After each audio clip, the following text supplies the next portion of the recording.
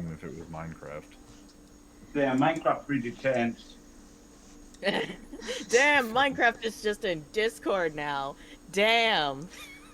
Now, back in my day, But back here's the in thing, my I'm day, gonna stream Minecraft was a anyways. video game. It was better before. At least 1 Juju's second, setup, I'm I really gonna- appreciate. I really do appreciate Juju's setup. Thank you. Back in my day, it looked like that, kinda, except mine was all purple, for fuck's sake. I'm not even kidding. Mine This was all is not purple. Minecraft. This ain't Minecraft, you fools. You have been tricked. To be honest, I'm hearing myself double. I was saying, You Oh, Gordy came up with something. D&D Minecraft version called Discraft. Discraft. D&D only in Discord. Where you have to Discraft. fight the almighty Discord admin.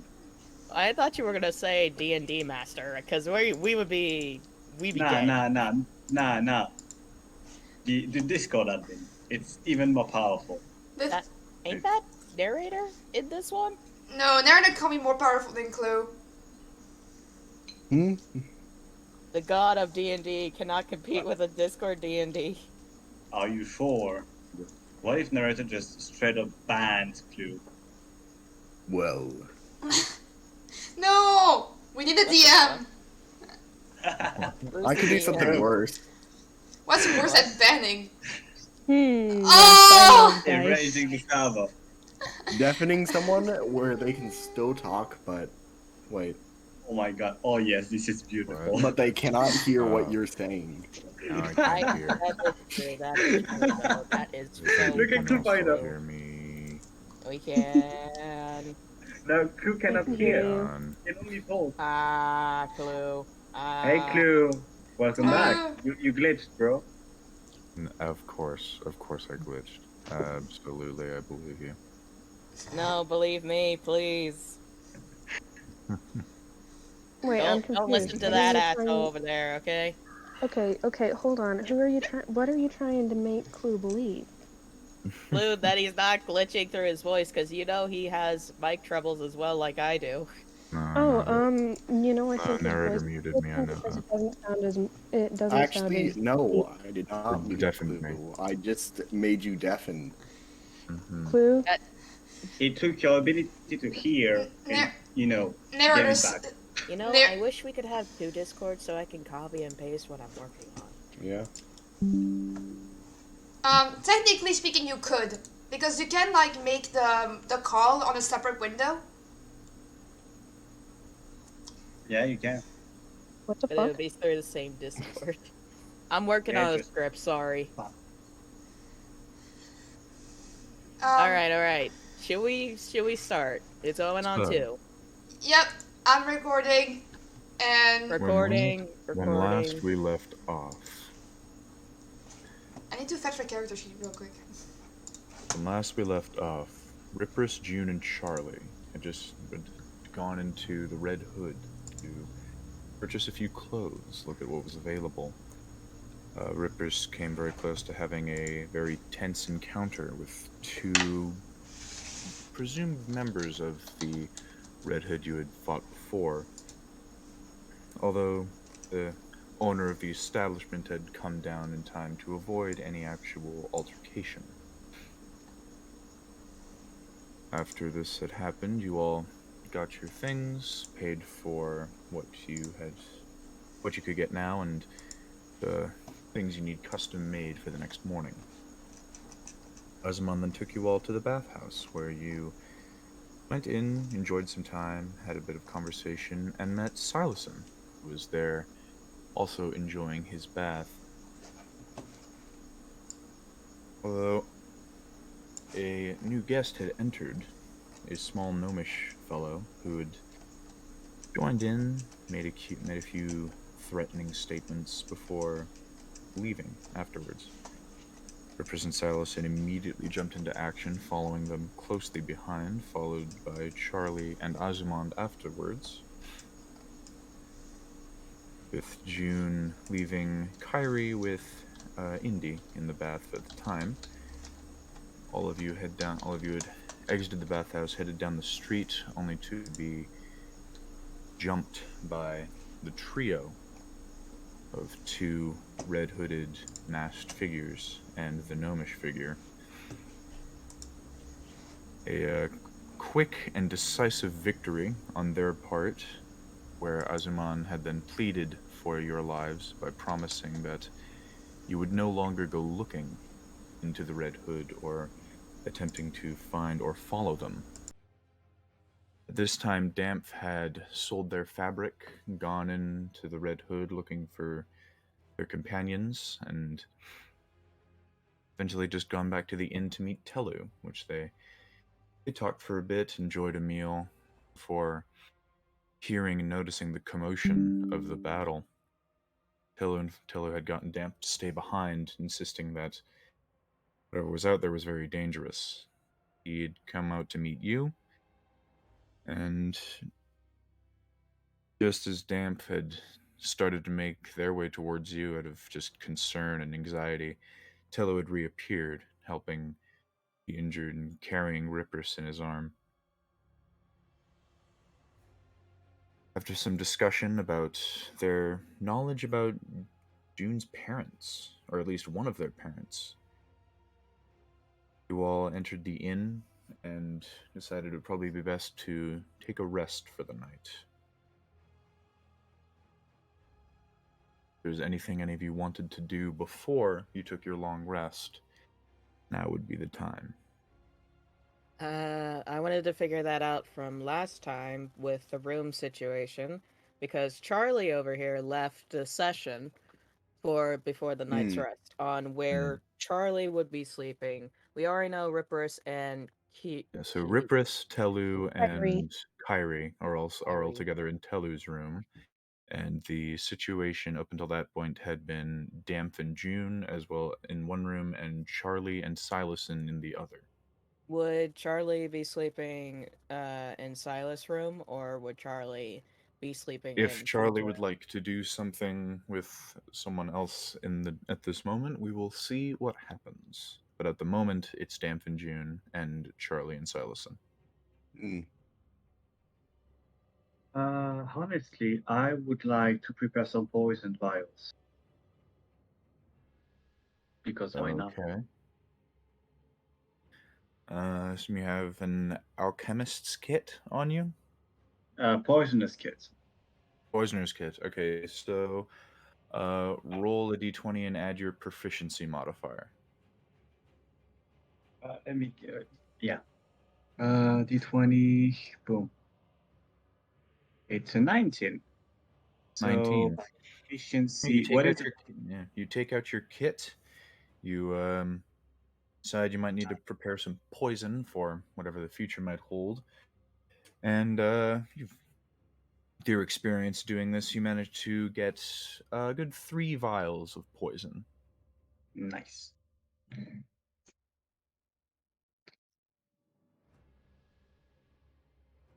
And is there anything anyone else would like to do before we take our night's rest? Like to say Question. that after the encounter, Riprys will lay down and rest body and mind, but will not sleep. I have a question. Are there windows in the room itself? In the inn, there are windows. You are on the front facing the kind of the outside, so you can see the courtyard in front of you and the road leading down where the encounter had been. I guess that answers my question. Damp ain't sleeping by the door. Damp will sleep in the room.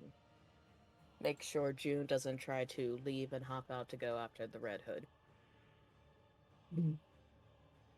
Okay. Yes. Yes.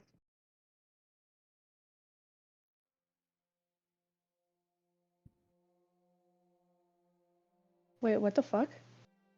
Yeah. No. There's exhaustion points. Why do you think we all keep worrying about y'all's fucking health Well, every you damn get, time. well, for the record, none of you are sleeping in Telly's room with Riprys, so you can't tell Riprys what the fuck to do. Get the fuck out of my head. I go, can Damf do a quick... You Damn. know, if Rypris doesn't sleep, you can't heal from So the tell fight. you. Okay, well, That too. Just saying, you are, hurt pretty bad. hey, Telu's there. And Oh, Telu, what?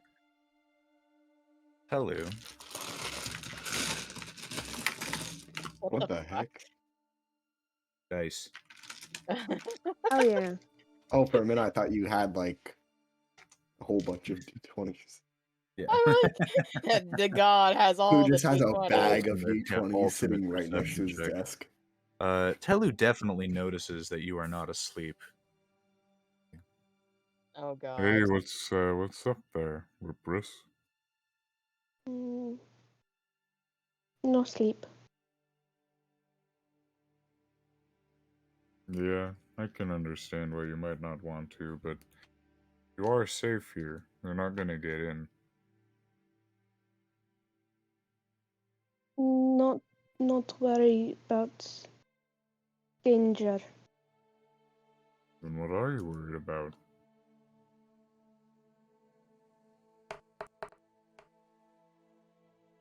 Riprys like opens his mouth to speak and closes it.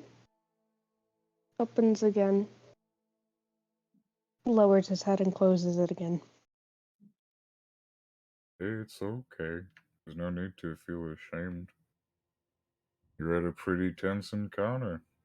You went down. I saw that you looked pretty badly hurt.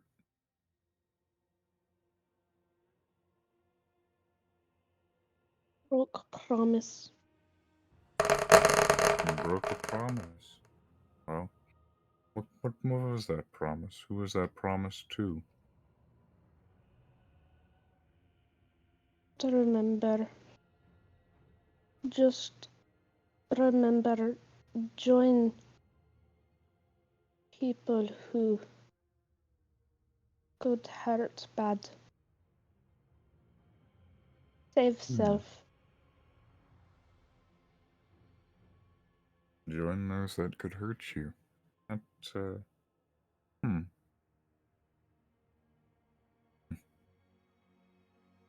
Well, I don't know if I'd agree with that. The people that can hurt you, well, everybody has the capacity to hurt you. Not necessarily physically, but definitely emotionally, mentally. But those that can hurt you physically and would hurt you physically are probably not really good people, so joining them would just kind of be really bad. But could keep alive? Well, if they're willing to hurt you physically, I don't know if joining them would really make much of a difference.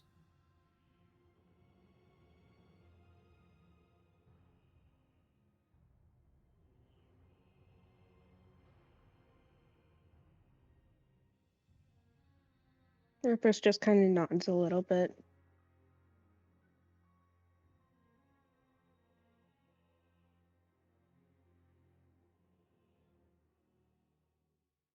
Kind of as you both as you and Cairi are both just kind of nesting in his lap and large cloak robe, just kind of creating a little space there. He's like, I don't know really what happened to you in your past, your story.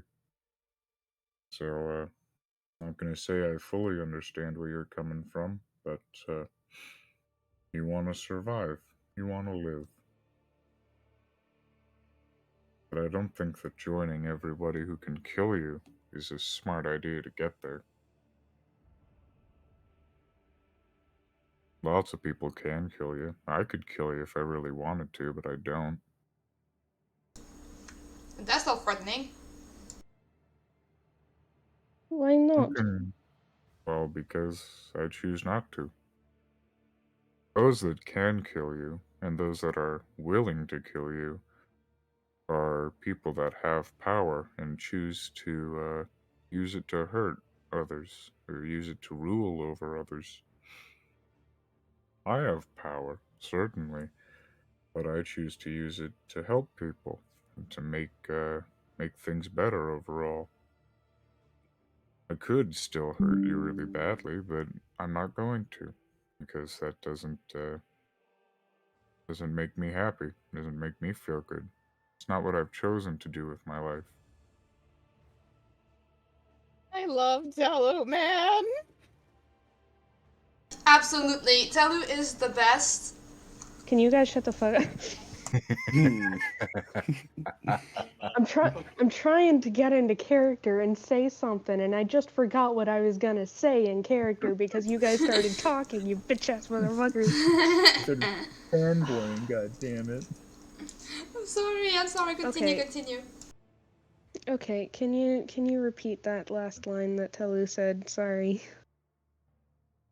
Well, those that can kill you, those with the power to do so, and are willing to do so, typically just use that power to hurt other people or rule over others. I certainly have the ability to kill you, but I choose not to because it's not what I want to do.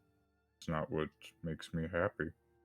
I choose to use my power to help people and to make things better for others because that's what makes me happy. Well, some people want to hurt. Well, there's always somebody out there wanting to hurt someone else. Personal Right. motivation, outside of motivation, outside threats. There's any number of reasons someone would want to hurt someone else. I'm happy?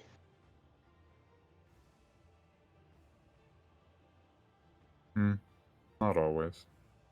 Some people hurt other people because they think there's no other way.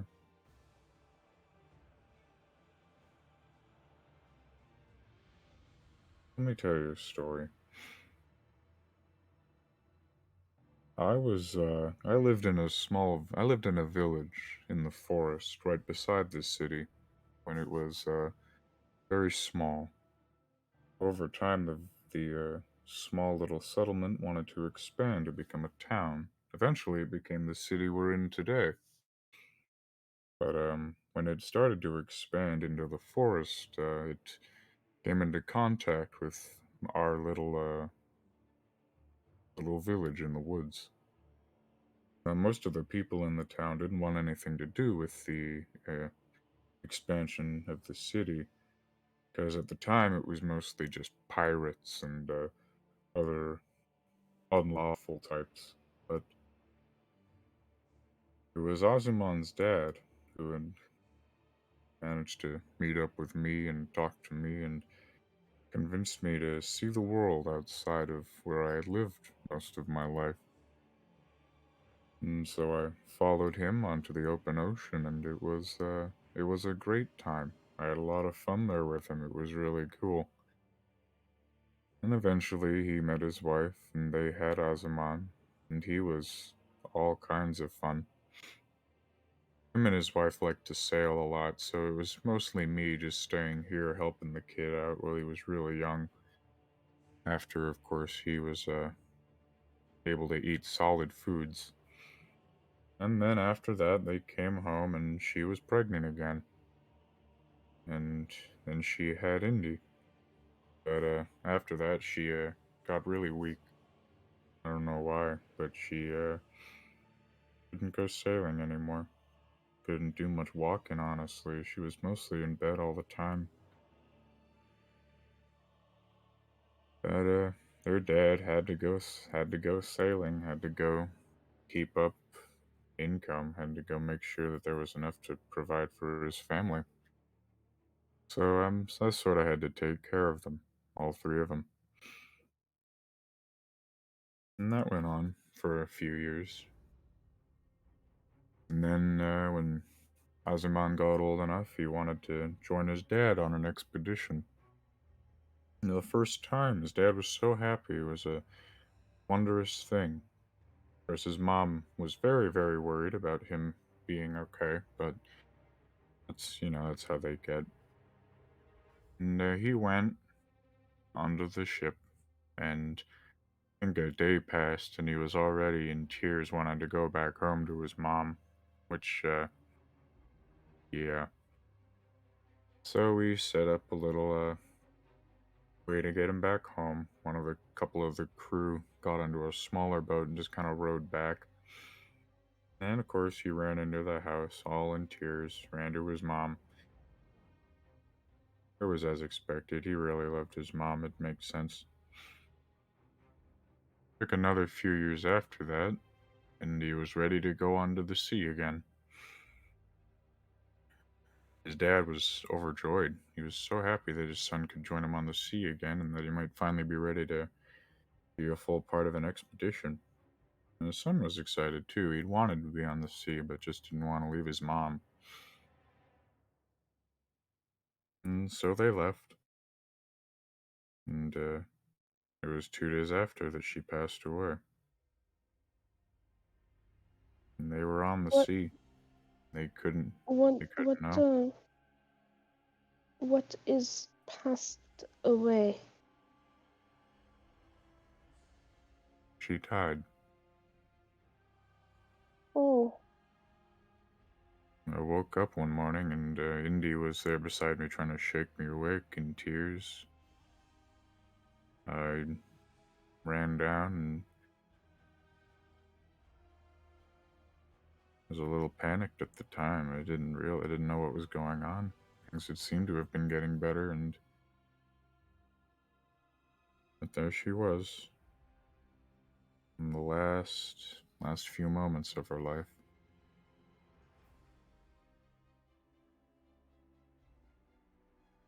She asked me not to tell them, at least not while they were out. She wanted her son to be able to enjoy his first real expedition out away from home. And then I was left with a sort of difficult choice. I could either send them a message through my magical ability to let him know that his wife had passed away, but then their first real expedition out together would have been a bit more somber. They would have probably wanted to return and cancel the job, and she had asked me not to tell them. So I didn't know what to do. In the end, I respected her wish, didn't send any messages, helped Indy through her grief, and a couple months later, they got back and they found out. And his dad was real mad. Knew I had the ability to send messages, and I didn't. hello. Yeah. She'd asked me not to, so I didn't send any messages. I didn't let him know. And she didn't want me to tell anyone about that final moment, so I just sort of gave my initial reasoning of not wanting to have that first expedition between father and son go so south, but I don't know if either of them really ever truly forgave me for that. Azamon seems to be okay now, but I don't bring it up. Hello. Mm-hmm. Do people cry when their parents die? Usually, if your relationship with your parents is not good, then sometimes it can be less of a crying out of grief and more of a crying out of relief, but those are usually really, really bad relationships. She loved her. She loved them, both of them, all of them. What about Asmund's dad? He was very.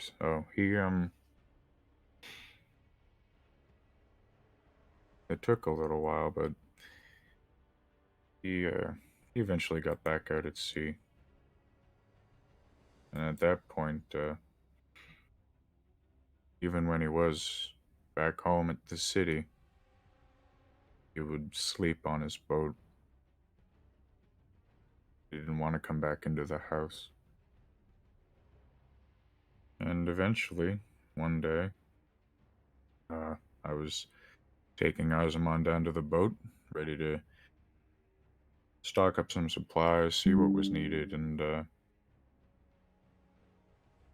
crew let us know he had died in his sleep on the boat.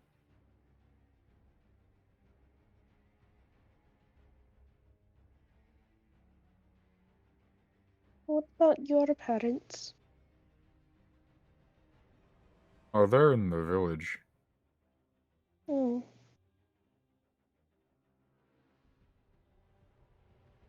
Yeah.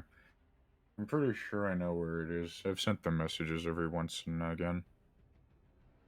So, I still know where it alive? is.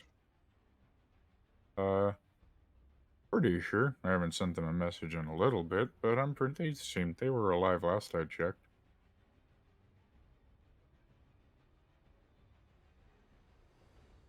Mm, Can parents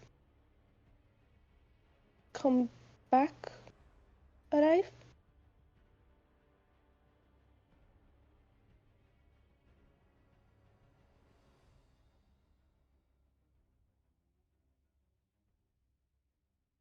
Well,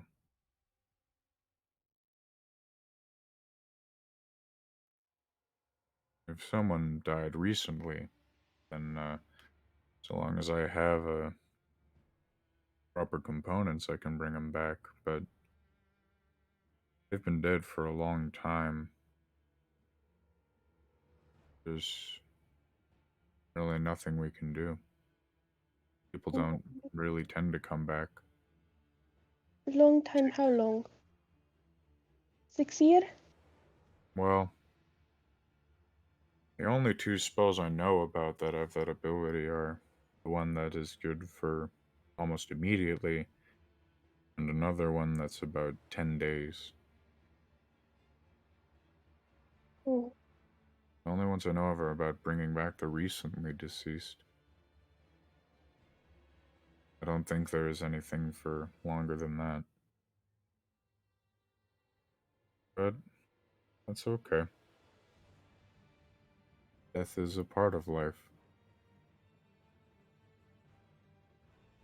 Nothing in life would mean anything if it didn't end.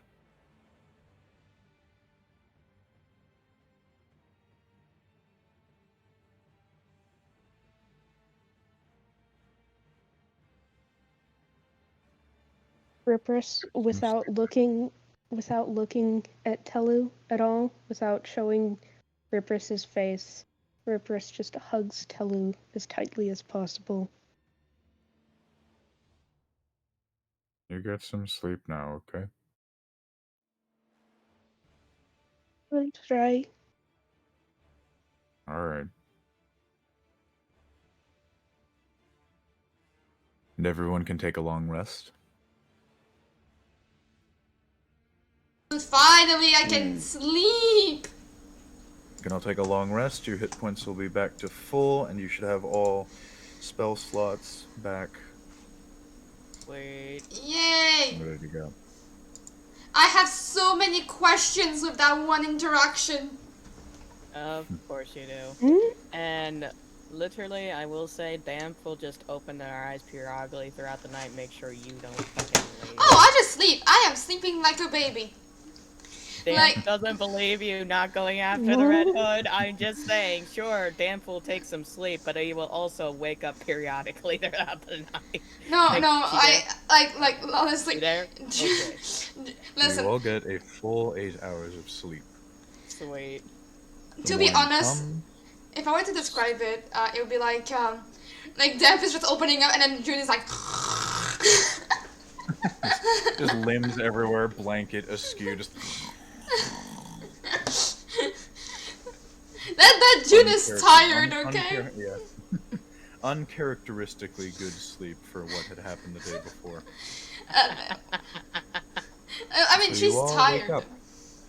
Yeah, Is there wake anything up. anyone wanted to do? Is there anything anyone wanted to do in the morning? Find Nietzsche and find Azamond. What? Yeah, that's. I wanna go drink. My God. Rypris would also like to go find Azamond. Alright. I'm searching for a bar or a tavern or something that sells alcohol. So I need Nietzsche and Azamond for So you all two things. wake up, Uh, all step out of your rooms, little groggy, little tired. You had a pretty exhausting day yesterday, the most of you, so yeah, you guys are pretty tired. As you kind of get up, it's a little later in the morning. You initially intended to sleep, but you're all up, and you all kind of make your way down. You see, as Riprys, when you wake up, you and Cairi, you have both been placed in a bed, and Telu is not in the room anymore.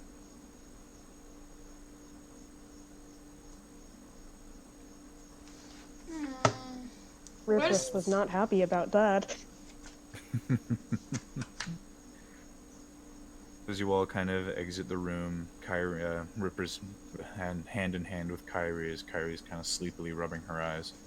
All make your way downstairs and see the many seats open, along with and several people sitting down. Azamon, Indy, and Telu are all kind of at a table having a what looks to be a rather serious conversation. Is Nietzsche anywhere to be found? Each is not. where's Charlie? I guess I'm going with y'all. First, Damf goes to June, like, pats their head. Huh? Morning. Morning, Dampf. Did you sleep well? Somewhat. Uh, You? You're sleeping like a child. I mean, I was tired. Yesterday was a lot. Yeah. Physically and mentally. I need to rest, you know? Why don't you go talk to your, crush over there? He's not... Points to Charlie. He is not my... Shut up! I do have something for you and him anyways. And Riprys. Is Riprys, like, all around? Everybody's around? While that whole interaction was going on, I was actually hoping that I'd be able to, like, sneak over to the trio that's sitting down having that serious conversation and see if I could listen in. I can just hear... You do that. I try to get Charlie and... Psilocin, you do, as you kind of come down, you look at all the open seats, and you see on the kind of far end to the back of the downstairs area, there is an open bar with a, at this point, what looks like a male tiefling of a red skin and kind of shortish hair that just kind of comes out about an inch and a half off from their head, kind of wild and unkempt, with two horns that kind of start at the front and then kind of curl back and point up at around the back of his head. He's got two blackened orbs in his eye sockets as he's just kind of rinsing out a glass with a cloth. That's interesting. I will go sit one seat away from him. He's behind the counter and washing a glass, and he looks to be the bartender for the morning. Oh. Alright, then I will walk to him and ask him how he's doing. As you approach, he kind of looks up and is like, "Oh, good morning.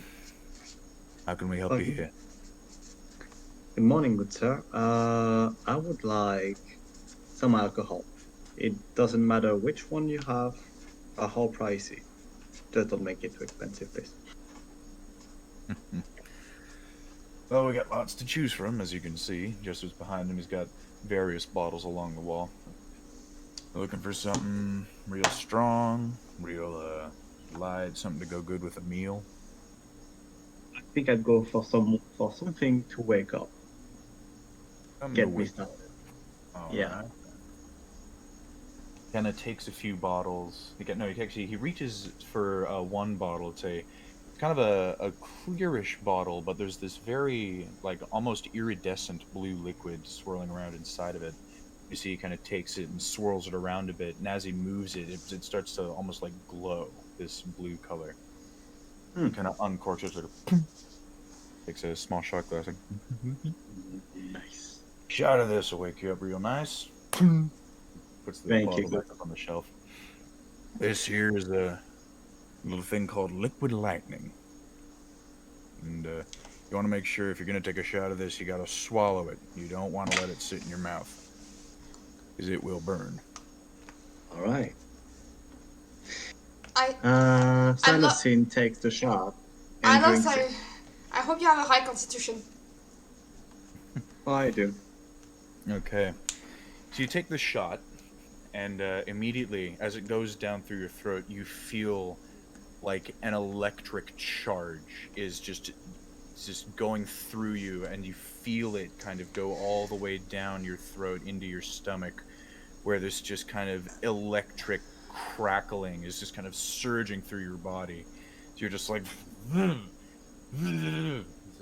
you're just like, whoa! Like you have the like, you feel very like tingly and like I want to drink that in real life. You're like, just, whoa! You were not expecting that. You see, kind of the giving on was like, you've probably never had this before. I have never, and it is delicious. I love it. Mm-hmm. The sensations. I am woken up now.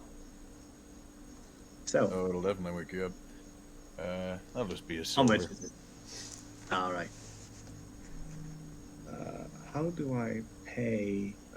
Like give money or like do things on my character sheet, please? Okay, so I have access to your character sheet. in your inventory Alright. there is a little gold thingy, and then you can use it. It looks like a little golden pillar. Inventory. You have 70 golds. If we click on that, we can change that Oh. to. You 70, are something like that. you are the second most broke. And make this silver up to. Thank What are you you. talking about? Well, you Bruh, I keep a colored note.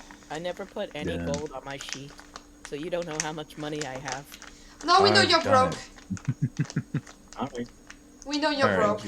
you pay him the 1 silver, and you feel very awake. You feel like your mind is almost going too fast for this early in the morning, having just woken up. You're like, Perfect. you're energized. You're ready to go. Wow, that was like, whew, yeah.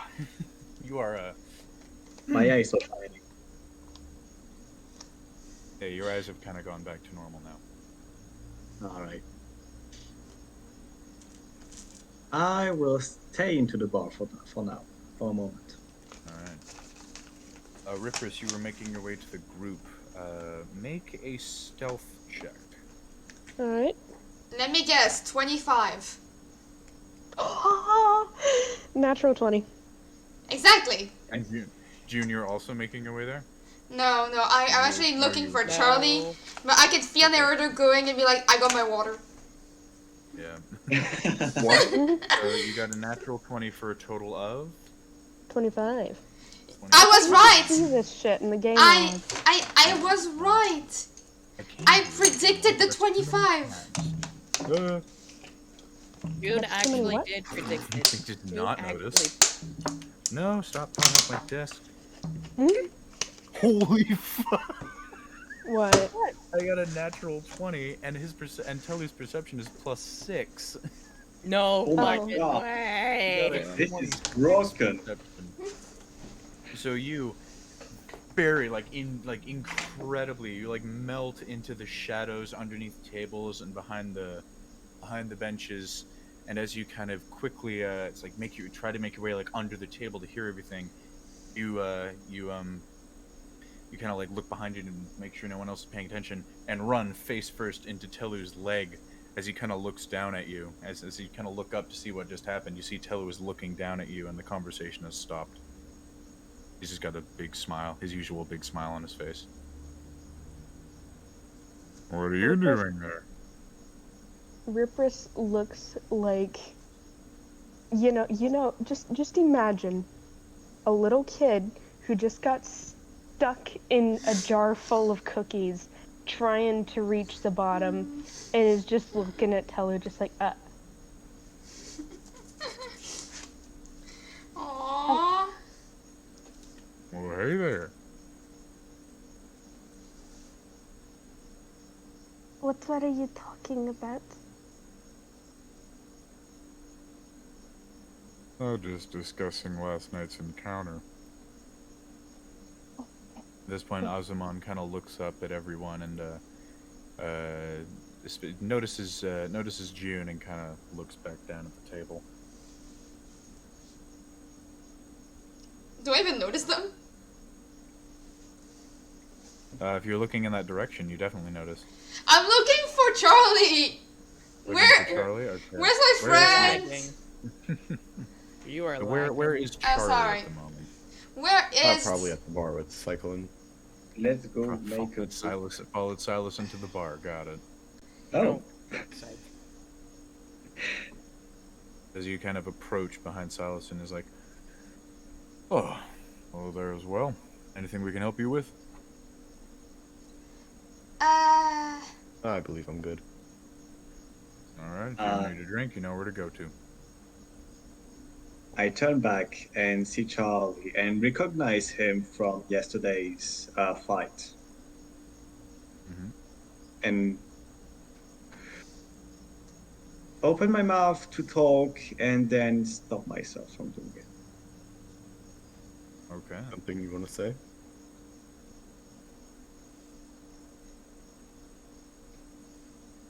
What kind of troubles are you guys having with whoever attacked all of us yesterday?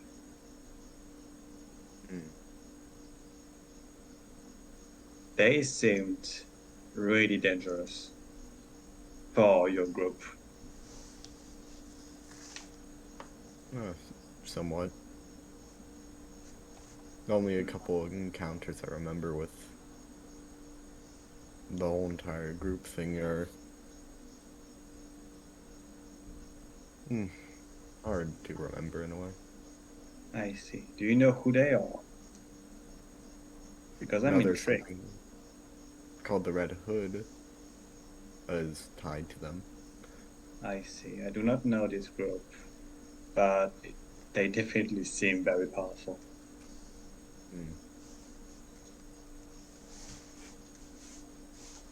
I hope you're doing well from yesterday, because you were injured really bad. I think you might have been on the brink of death. It wouldn't have been my last. Oh. That is interesting. June had noticed Charlie, so what is June going to do now? I wanted... Okay, I'm gonna ask, does Charlie have his flask with him? Yes. I wanna try and steal it. And of course, Damf is gonna follow behind. Actually, wait. Okay. Are you trying? So you're trying to sneak up behind him to steal his flask? Exactly. Okay, make a stealth check.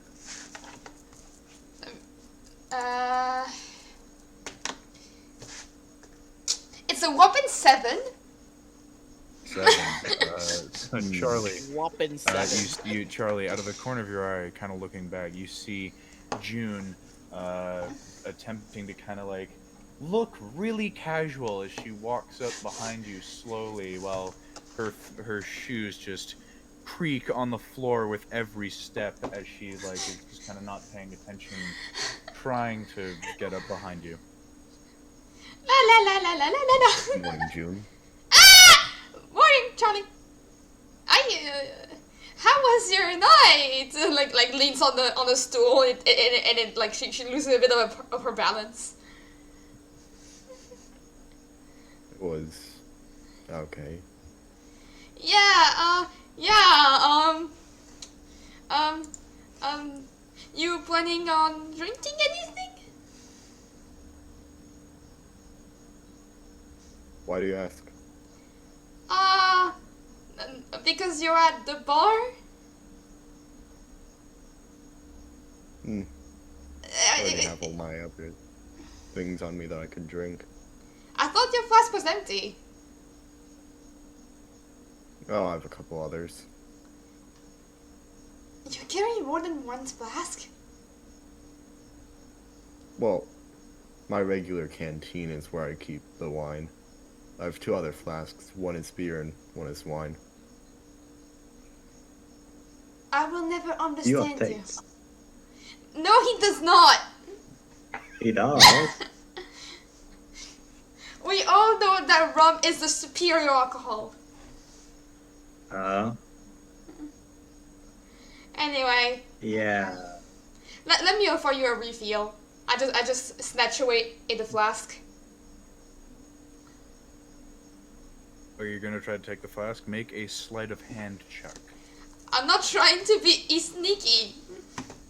It's a 16. No, but 16? Okay.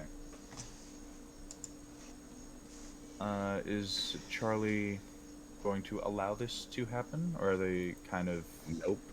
No? So make a perception check to see if you notice. Ah, crap. What is it? That No, one. then. 6. 6. The funny thing. Oh. June, you, very kind of clumsily get the flask from under, Charlie's coat. And, just before Charlie can, kind of notice and see you doing it, you have one of his flasks in your hand. Haha! I kind of like put it on the bar like, hey, barman, can As you you fill... put it on the bar, as you turn to the bartender and put the flask on the bar, you see that he's put down a glass in front of you. He's like, well, there's some rum, as you requested. Oh, thank you a lot. Can you fill that up with, you like wine, right? Like I told to Charlie, like, you like wine, right? Yeah. Yeah, can you fill that up with wine, please? Well, if you're looking for wine, we got quite a selection. Any particular you're looking for, or just any wine will do? Red. Alright, red wine. The one you like most. Okay? I don't know what kind of selection you have.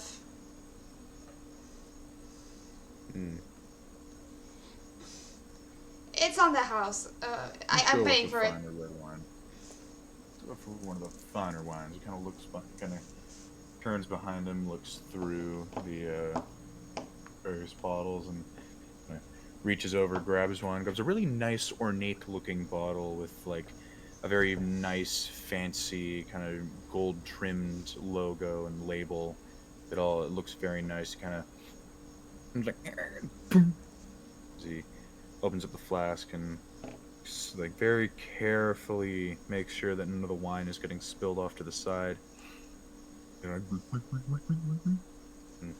caps the flask back, puts it down, and puts it back up onto the shelf, and hands the flask over to Charlie, and is like, for one flask of that size, for that wine would take 1 gold piece. Okay, here you go. Okay then. Well, she just Charlie slides the then gold. takes a gold piece. No, I'm sliding the gold piece. You paid for all of that. Well, Are you two fighting over 1 gold? I'm gonna piece? need both of you to make contested persuasion checks. Oh my god. Can I just pay for them while they do that? 9! 9! My dice hate me. I think I'm going back to my manual dice. The one that's actually good. What did June get? We never heard what June got. I got What was also your a dice 9. I also got a 9.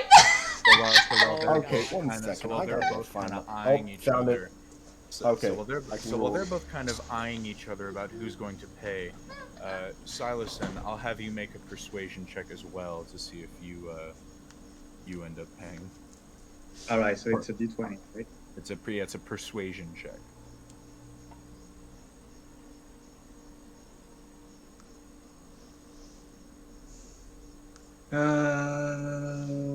Persuasion. Where is it? Oh. Persuasion 18 plus 4. It's 22. 22. What the? All right, so while they're both kind of like they both have a gold in their hand and they're just kind of looking at each other, like trying to like outdo the other one. Psylocin just kind of like holds a coin up and the bartender just quickly grabs it and puts it in the thing. As you both look over at Psylocin, Aw, I wanted to pay. You didn't have to pay. Yeah, I could have handled it myself. Don't you understand? Yeah, so as you both are like looking at each other, you hear the sound of a coin being flipped, and you look over to see Psylocin has flicked a gold coin spinning into the air as the bartender reaches up and catches it with one hand, and thank you, and puts the coin under the bar. You guys are cute fighting. Oh, come on. And you did not have to pay. That's fine. So what is Dampf doing at this point? I'm sorry, but that was kind of funny. To be I was expecting you, honestly, for her sneak. I would thought for a cartoon moment for me would have been her trying to go table to table, popping her head up and down because it was a Like a Saturday morning cartoon. Yes, that's what I was hoping you were gonna go for. But I liked yours too. For me, I Good love job, good job. I love how like me and Charlie's dice go by the rule of funny. Yeah. It's so true. You're Uh, just, mine is very lucky or very unlucky. For example, how if can I we roll make- right now, Yeah. saying, Alright, "Oh, I'm going so- to do very bad at perception." Oh my god! I actually just rolled a natural 20. And I just rolled the 11. What a waste. What a waste. Again, It's actually again, hilarious. again. I Okay. say it. Our dice go by the rule of funny. They're lawful funny. I Chaotic guess, funny. I guess Chaotic. Damp can wait because Damp really doesn't drink, so Damp would be going over to the table of Azuman, Telu, and Indy, and Riprys over there. Okay, so Rypris is what has Rypris done since being caught? Flops down under the table, sitting and just looking at Telu. Sitting under the table. Okay. So Dampf, you kind of walk up and you see that Indy, Telu, and Asmon are all kind of sitting there, no longer having any kind of conversation. As you see, Rypris is kind of just sitting under the table. Hello, everyone. How are you all doing? Hey, I'm doing pretty good. They're okay. They're okay? Yeah. I don't think, June still wishes to speak with you yet, Azamond. Yeah, as expected. I do have a question for you, though, actually, from the tiefling lady, in the armor shop, right? I don't understand Oh, why she would yeah, have to be this. That would Dala. Yeah. Dala, why? She asked me where I was staying for the night, and I don't understand that question. You see immediately as you say that, Indy kind of like gets a look like just a kind of a shocked like, oh. Telu has his usual smile, and Azuman like tries to stifle a laugh. He's like, all right. She asked you where you were staying? Yeah. I didn't know where I was staying, so I didn't answer. Ah, yeah. Did she say to tell her once you found out? Yeah. He's now you can see his body like giggling as he's like just mouth over hand, like hand over mouth, trying not to make it obvious. And Teller's still just sitting there, big smile. Rypris is just looking between all four of them, just like, what?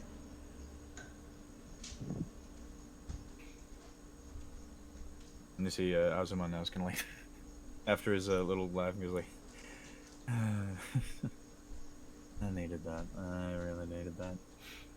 What? Like, Oh. I thought you Well, two were a thing. Given how last night went, I'm assuming that you did not end up with giving her any information. I think you do still have a night paid for here, though. So if you want to let her know what room you're staying in, you definitely can. We'll make sure that it's just you in that room this time. What? I mean, weren't you two a thing from what I was seeing in the shop? Or are a thing? Like, Damp is just trying to get confirmation. No. I'm not with anyone. I'm just, I don't know, I like to meet new people. I like to get around, I guess you could say. Not really ready for a more serious thing. Mm-hmm. Okay. So there's no reason to rhyme? Like, Dampus just has the most confused look on his face right now. Like, all the mathematicals in the brain, like that stupid gif, if anybody can find it. Beautiful mind equations. Yes. So, at this point, he's kind of looking at you, and he sees your genuine confusion, and is kind of like, wait, do you not know what she was doing? No, no. Looks over. Tellu's still a big smile, just kind of listening in, just not reacting to anything happening. At this point, Indy is kind of gone from their wide-eyed and just kind of starts rubbing their face with their hands like, it's too early. It's so too early in the morning for this. As Azuma kind of like motions you to come closer, like lean your head down. Oh, God. Rypris to lean in and try and listen in as well. Yes, make a perception check. Alrighty. So, perception check first. No, just me. Okay. That is a 16. 16, okay. As you kind of stay close to the bottom of the table, hiding in the shadows, you can hear what Azumon is whispering. He's not necessarily being super overt about, or like super quiet or stealthy about it, but he's not trying to let everyone hear. But you are definitely close enough and can hear clear enough to understand everything he's saying. It's like, look, she was hoping to spend the night with you. Even though she doesn't really know me? Okay. He's kind of like me that way. We enjoy the nighttime company of some people. I can go check in with her then. After last night, I didn't give her a response after all. Would be impolite. I don't mean spend the night as in just wanted to sleep in the same bed. You know that, right? How would you spend the night on the ground? I mean, I've done that before. Damn. He kind of gets in a bit closer. He's like, damn. She wanted to have sex with you. But...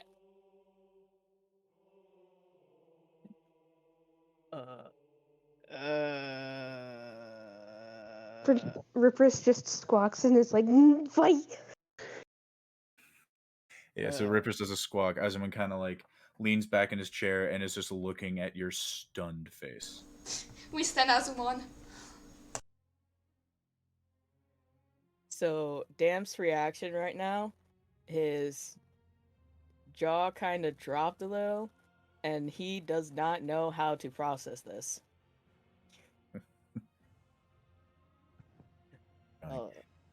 Osman just kind of looked at it like, yeah, I didn't know. That's incredible. I didn't know I could find any more like that. I never had it, so... And if anything...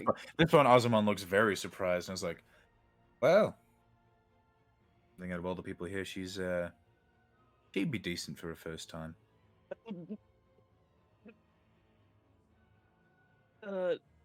My apologies. Just thank you. Just no. I just.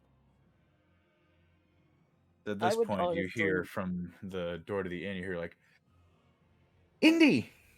As you all turn, well, I guess more Dampf and Rypris, you kind of turn at the sound, and you see walking through the door a female half orc in a kind of nice, basically kind of a simple leather armor and over the chest, and just a seems like almost like a pair of jeans, just kind of something durable and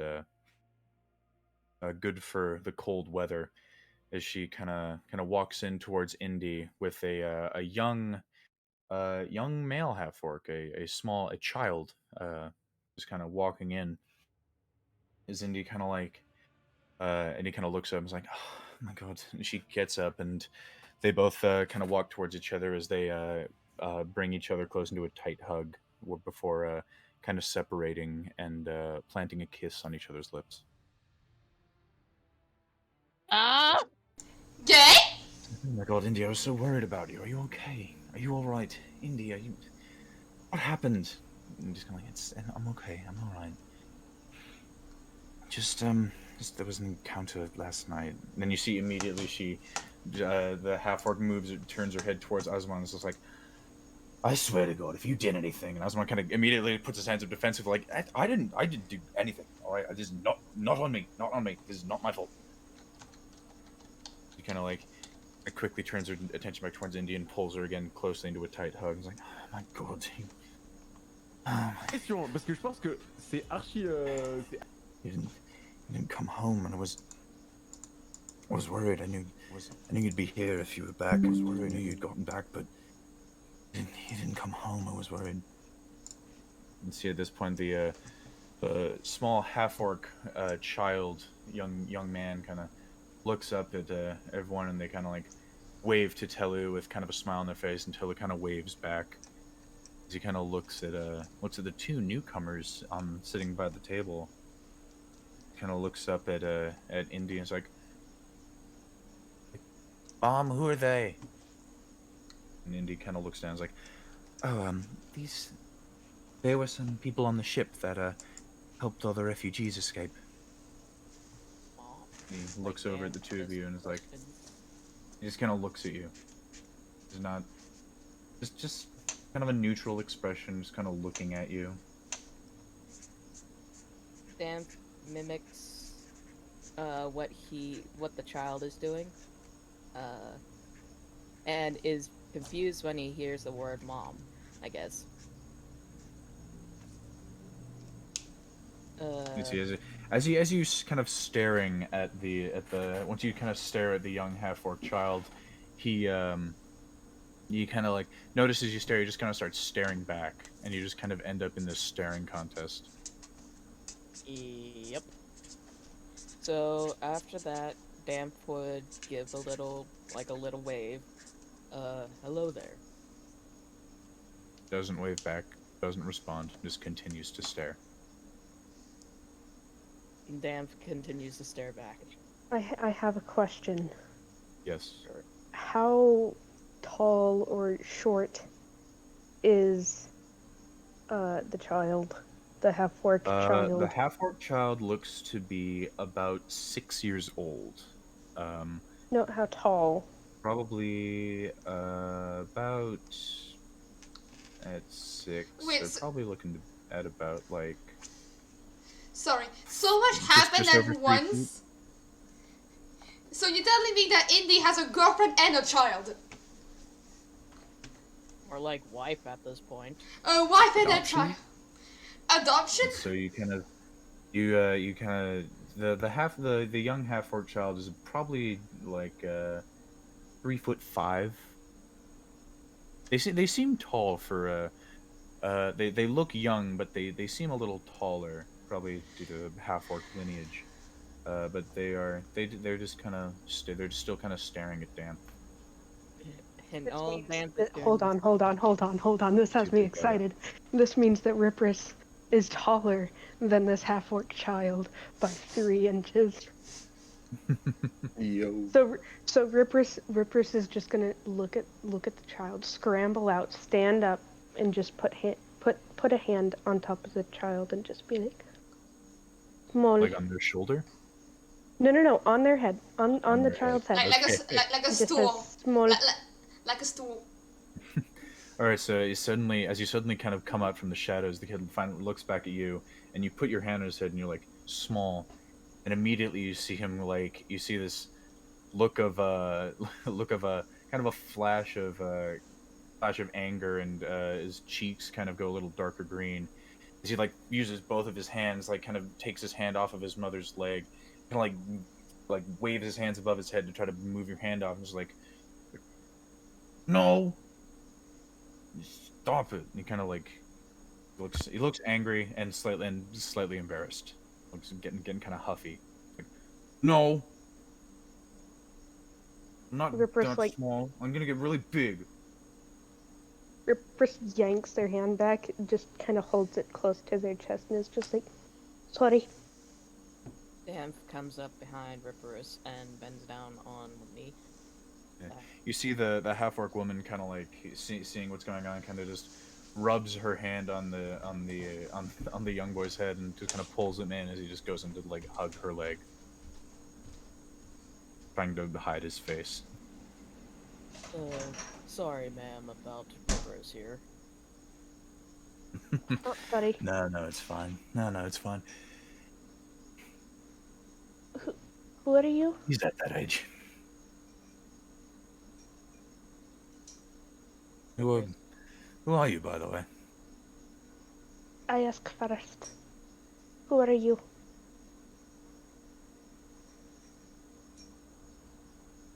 You kind of see the half-orc kind of raises an eyebrow and then looks back towards Dampf.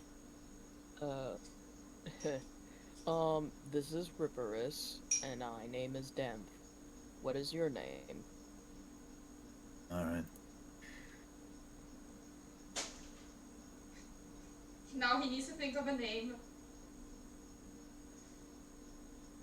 That's it. They say all right. No, I'm. Oh, you're trying to Thinking of figure a out a name. name. Here comes I'm like, that was Unprepared. a pause. Here comes Clue trying to think of a name on the spot because he did not plan for anything. God damn Did you not plan for the lady to it. come I don't in? plan for names ever, and it's terrible. Oh, I've That's a avoided very her bad list. habit. Clue. here comes Oh, the by list the way- narrator has. I'm sorry. Your By the name's way, already- when Dampf introduced Rypris for him, Rypris just kind of puffed and kind of shrunk in on himself. A little upset about that. My name's Ari. This Lovely. young man here is David. He's gonna pushes him forward and is like, come on. Is he kind of still kind of this darker green shade on his face from when he was kind of blushing about having his head patted by the Kenku's like, I'm David. Nice to meet you, David. Sorry, David. Indeed. And you see kind of, then it looks over to Rypris and is like, I'm gonna get bigger. You're gonna stay small. You see it as it says that, Ari kind of gives him a light smack on the back of the head and is like, David, don't be that way. Kind of leans to it, kind of starts rubbing the back of his Shrinks in on head. himself a little bit more. Yeah, he kind of starts rubbing the back of his head and just kind of crosses his arms and is like, At this point, can Damf, Damf looks at Indy, and tries to scoop up the puffed Riprys. Can No, you don't. Are we doing Make it? You make an athletics check, and Rippers make an acrobatics check. Okay. Yes. Athletics check. I don't think I have a plus anything. So Athletics. D20. Let me take a look. Your athletics is +2. +2? Your athletics is +2. I didn't think I had anything. Okay. 14 + 2 is 16. Okay, you win then. 16, that beats Rippers' acrobatics check. So as you kind of reach down to pick up Rippers, you can kind of feel them start to try to like roll out or try to like squeeze their way out, but you're used to that, so you kind of just quickly find a way that it's hard for Rippers to turn their body as you just kind of lift them up in one arm. So, if I heard that correctly, Indy, you're the mom. This is your family. Oh, sorry. Yeah. Yes, this is my wife, Ari. We've been together for a while now. And this precocious young David is from her a previous Understood. previous partner. Yeah, we've been together for a few years now. Well, I'm happy you have someone.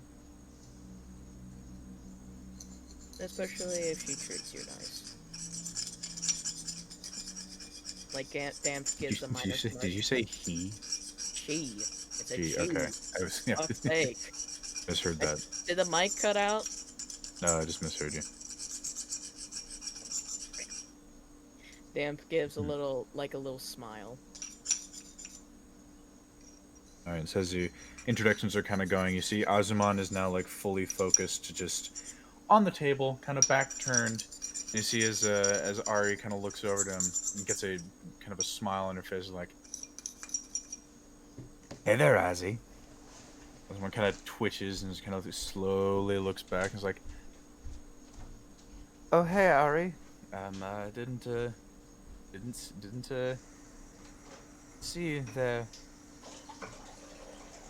Kind of walks up to him and kind of like bends over and wraps her arm around him in like kind of a chokehold, but is just kind of holding him towards. Is like, you don't gotta say that. Make a pretty loud entrance. Yeah. Mhm. Oh yeah, you sure do. Ari. Azzy, what's wrong? Almost like you don't want to see me. Azumon has been... Oh... Like, Damp just wants to egg this on a little bit. This is the first time you've ever seen Azumon kind of uncomfortable. Yeah, like that's not very really? Azumon-y. Yeah, he's kind of like, oh boy, okay, this is happening again. And as she's just kind of like keeping him in almost a kind of a chokehold and holding him close, as she's just like jeering at him, kind of like, not in an unfriendly way, but in definitely a way that she knows this is the kind of reaction she'll get out of him if she does this. And Damp turns around seeing this. Ari? What's... Yeah? You good there with him? 'Cause... Oh yeah, no. This guy. We used to know each other. We used to go out. Didn't we, Azzy? Someone's kind of like... Yep, yeah, we sure did. That was a good few months. It was sure something. Do you... So you two definitely know each other. Like, Damn. Oh yeah. But like I said, we used to go out. plot Yeah. thickens. Oh, that's better. She kind of like starts giving him a bit of a noogie. He's like trying to escape now, and then she kind of just lets him go. Like, yeah, it was fun for a while, but he wasn't starting anything long term. I don't think he's ever long term. Joe doesn't let anyone know that. She kind of turns, like, now giving him almost like a death stare with a kind of a smile on his face as he looks like he's just been stabbed, and it's just like, yeah. Like, just sitting there, like, yeah, like, knowing that all of this is true, and he's just going to have to take it. It's just like, yeah, it's alright, though. He's, kind of an ass, but he was fun. Kind of, because Indy is now just like, okay, alright, let's play off. He's kind of had a rough night. I kind of looks at him, I was like, yeah, alright. Sorry, Ezzy. And kind of like from the back of his head, just tussles his hair. She's like, just kind of wraps two of her fingers around his horns, as so that instead of actually tussling his hair, she's just making his head shake.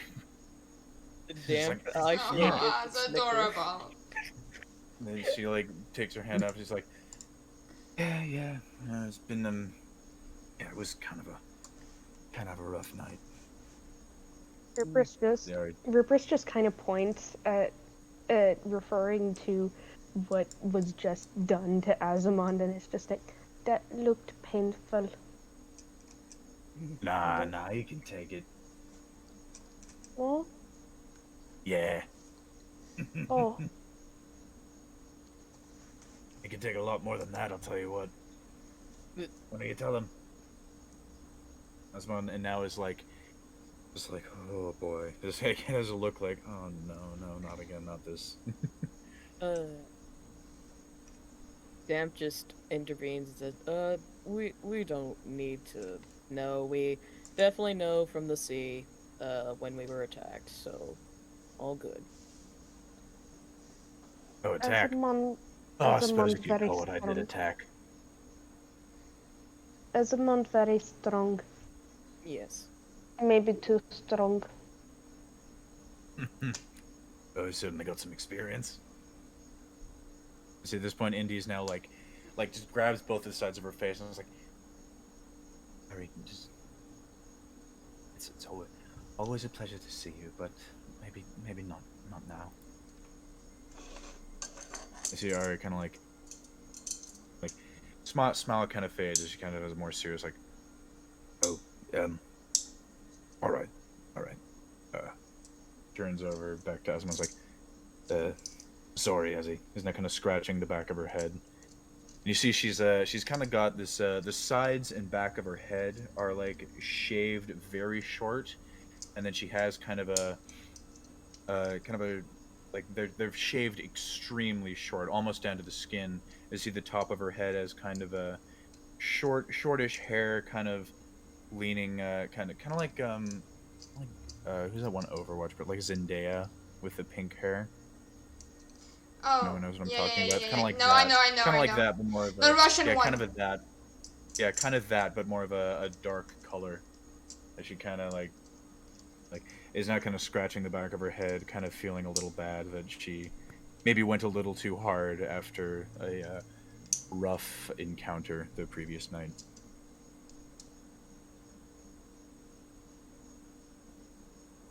Yeah. Like, it's all right, Ari. I'm just why don't I introduce you to the rest of them? Where are they? Hey, June, Charlie, Psilocin. Why don't you come meet Ari? He points over to you guys and waves you towards him. It is at that point all of you turn over and see the female half-orc. Can't quite see the sun at this angle, but you see a female half-orc. Oh, who's she? Indy's wife. She waves over to you guys. One big hand is like, "Hey there, I'm Ari." Hi, Ari. I'm with Indy. It's nice to meet you. A friend? Hello there.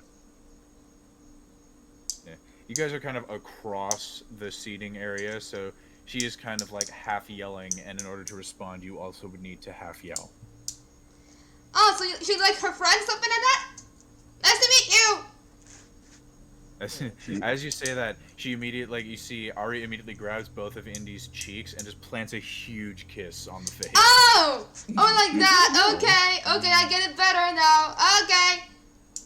And she kind of like, it's a long, drawn out, just, and you see Ari's just kind of, you see Indy's kind of like puts her hands on Ari's hands, just kind of like, oh my god, stop, stop, stop. And she's just kind of like holding on, like, oh god, what's happening? And she kind of like lets go and then turns over to you and is like, that answer your question?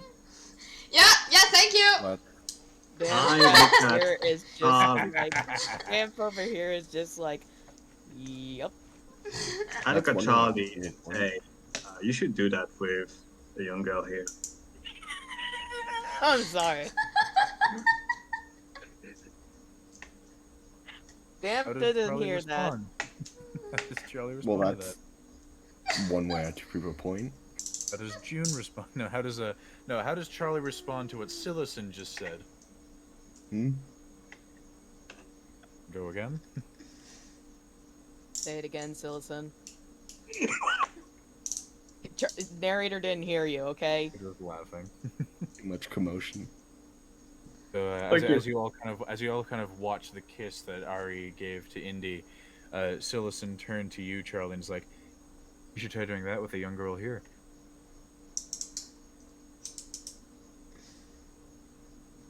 Charlie's, the whites of his face turns a familiar-looking pink. How does June react? June is not looking. She's like, oh, okay. So how'd you guys meet?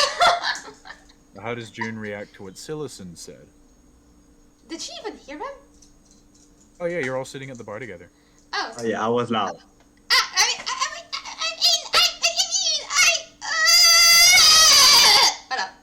That's the story. That's the reaction. Reaction out of 10. So they both are now just kind of turned back to their drinks. As Psilocin, as you said that out loud, loud enough for everyone else to hear, Ari kind of from the back, like kind of lets out like a, yeah, they should. It'd be funny. We're friends, okay? We're just friends. We met like a week ago, okay? Do it, do it, do it. Do She's now like, it, now, like do it, pumping do her fist. it. She's kind of like pumping her fist in front of her chest now, like, do it, do it, do it. And she like Indy immediately just kind of like gets in front of her, takes both of her hands in her hands, and none of you can really see as she shoots a look up that you see immediately, like she just kind of puts her arms down, stands still, and is just kind of standing there now, not saying anything, not continuing the chant, as Psylocin is now on his own, going, do it, do it, do it. Look over and see that the half orc is now kind of just standing there, like just kind of like I did, and it's like, oh fuck, okay. This look on her face, like I'm not gonna continue down this road because I will make someone angry. To be, if humans could Damf, that is Julia. I look at the female hawk with the look of the why did you stop? What's up? And Damf just looks over at them both, be like, at June and Charlie, like, oh, they really might be trying to get together, like inner monologue. Inner monologue that. We're just friends, okay? What's the plan for the next bit? She kind of reaches and looks down at all the people sitting at the table. Well, we it's kind of a discussion between everyone. Telu now kind of looks back and is like, "Hey, you're three over at the bar. We kind of need you over here to discuss what's happening next." Oh, all right. Okay then.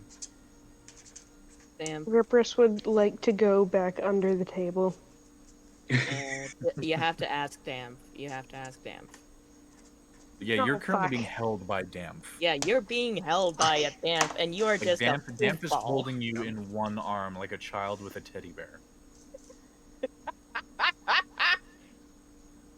Please draw that when I get my thing, June. Oh my god, I am gonna make so much Riprys. money. Rypris would like to move to look over at Dampf and just be like, You look Can- kind of up at Dampf's face. down, please. And Damf looks his head down. Down? Once down. Please put me down. Yes. That. Alright. Damf goes back to one knee and puts his arm on the ground, letting Rippers get off. Rypris would like to crawl underneath the table and just settle down right between Tello's legs. Like on the floor or in his lap? On the floor. Okay. And then Damf. Right about now, there's a sound of a light footfall in the direction of where the rooms are. As you kind of look over, you now kind of under the table. You don't have the really good view, but as you all kind of hear it, you see the young Cairi is kind of quickly run out and is looking kind of panicked. And she's like, he sees you guys and quickly kind of runs up to you, and is like kind of runs up to Dampf and is kind of shaking you, just kind of grabbing onto your leg and shaking a bit. Okay. Hi, Cairi, hi. Then Damp goes back down, actually picks up the little bird. Hi. She's as you reach down to pick her up, she is immediately kind of struggling and just kind of looking like. Hey! Down here! Immediately looks over to Rypris' voice and it just is struggling to move in that direction. Alright, you're going under the table. And Damp just goes back under. You put her down on the floor. She immediately runs in the direction of Rypris' voice. Aww. Rypris' arms are open. Babies. As she sees you, she quickly kind of runs up and just holds you very tightly. Rypris hugs back. Absolute babies. I love them. Tello now reaches down and lifts both of you up in both of his hands and plops you onto his lap. No complaints from Rypris. And I think that means we've got everyone here. And Cairi as you kind of being put down, Cairi is just like, "Are you okay? Are you okay? Are you okay?" Rypris nods.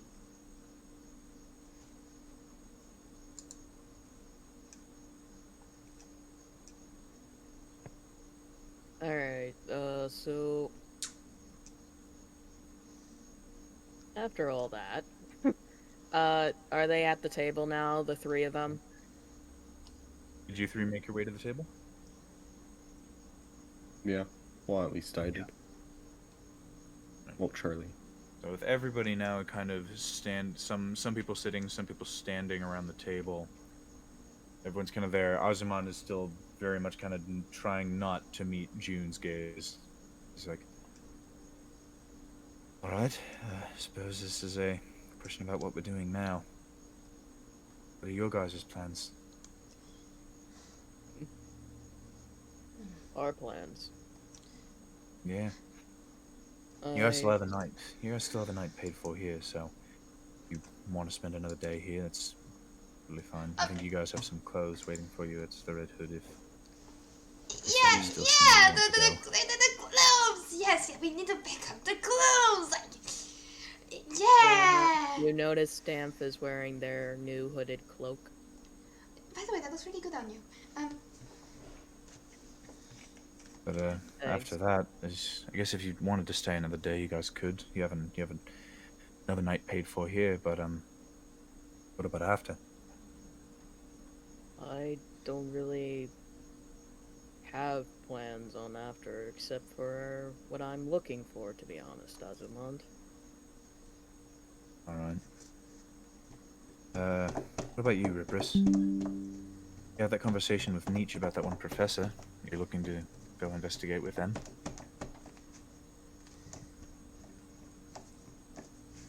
Professor, what did Nietzsche talk about with you? About special magic thing and Kenku curse. And how curse on me broken. Not sure how. Want to Broken learn at more. least. It was broken at least partially. Again, I barely know anything about this. I probably couldn't repeat what he said, but there's a professor in Adelaide. It's a city. It's a few days' journey from here, Adelaide. If you make your way there, you will find the professor, Professor Maxwell. Probably gonna go look for a magic trinket store, to be honest, before we head off. Sorry. Go back, edit that. The city of Langraba and the Professor Adelaide. Too many notes. Yes, you do. Right. Yeah, so if you all decide to head to Langraba, there's a professor there, Adelaide. He's a professor like Nietzsche, or they knew Nietzsche. They studied together, I'm not entirely sure, but Adelaide's there. Excuse me. Bless you. Bless you. Adelaide's there. He'll be able to tell you about whatever Nietzsche was talking about, the Kenku curse of some kind. I'm not super familiar, unfortunately. Can't tell you much more.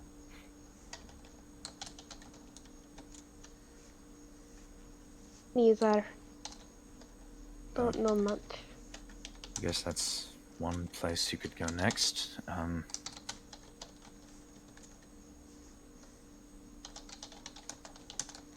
then I guess next order of business would be Cairi.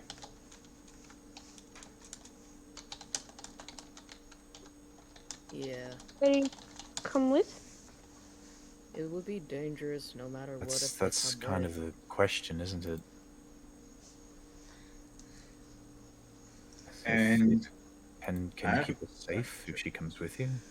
After the last night, I really don't think that this is any place for a child, especially not one as young as her.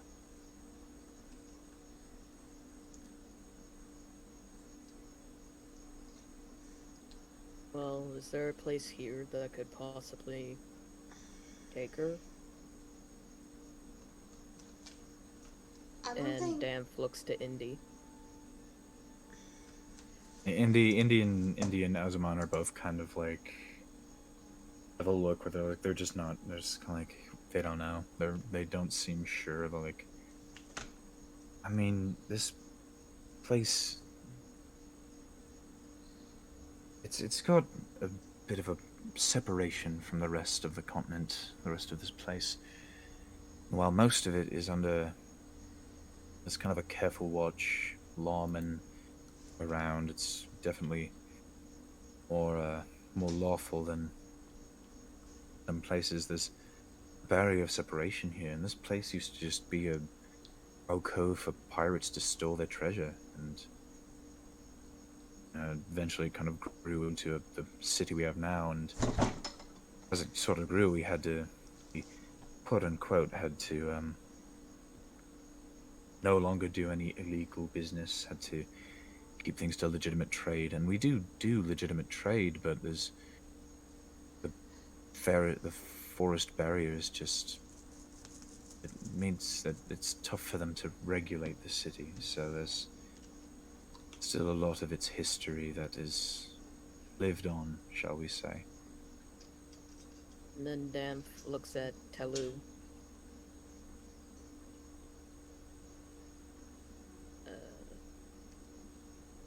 I suppose if we wanted to, if we're if you guys are headed to, headed off to the city of Langruba, we could, if we're going, we'd be going through the forest, so I guess I could kind of lead you to where I came from. You came from where exactly? So there was a village in the forest that used to. It's a small kind of small village that it was in the forest of a bunch of other people like me, more forebolgs, and we all kind of lived there. And as the city kind of expanded, it started to encroach on the territory of our little village. So most of us, the rest of the village, kind of moved deeper into the woods. Azuman and Indy's dad kind of got me to come out and be a part of his ship crew at the time.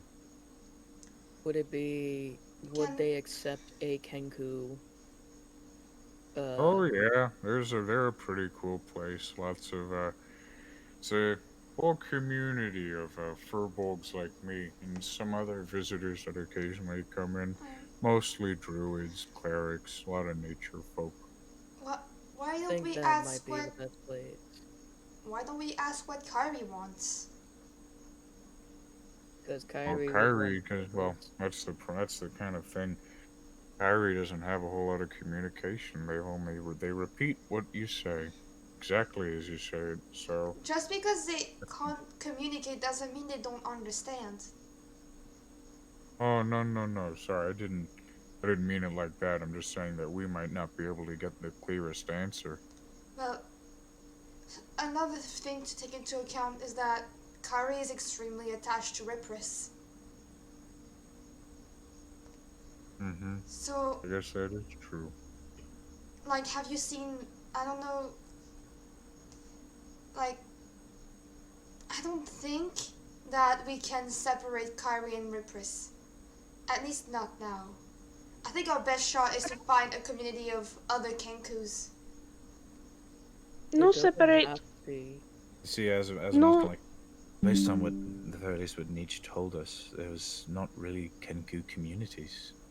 No, They're no, mostly leave. different family units. Yes. Yeah, it's just family units. There's no Kenku city or Kenku town. It's just Yeah, but like, a Kenku family. I know. So like, Rypris, do you know where your family is?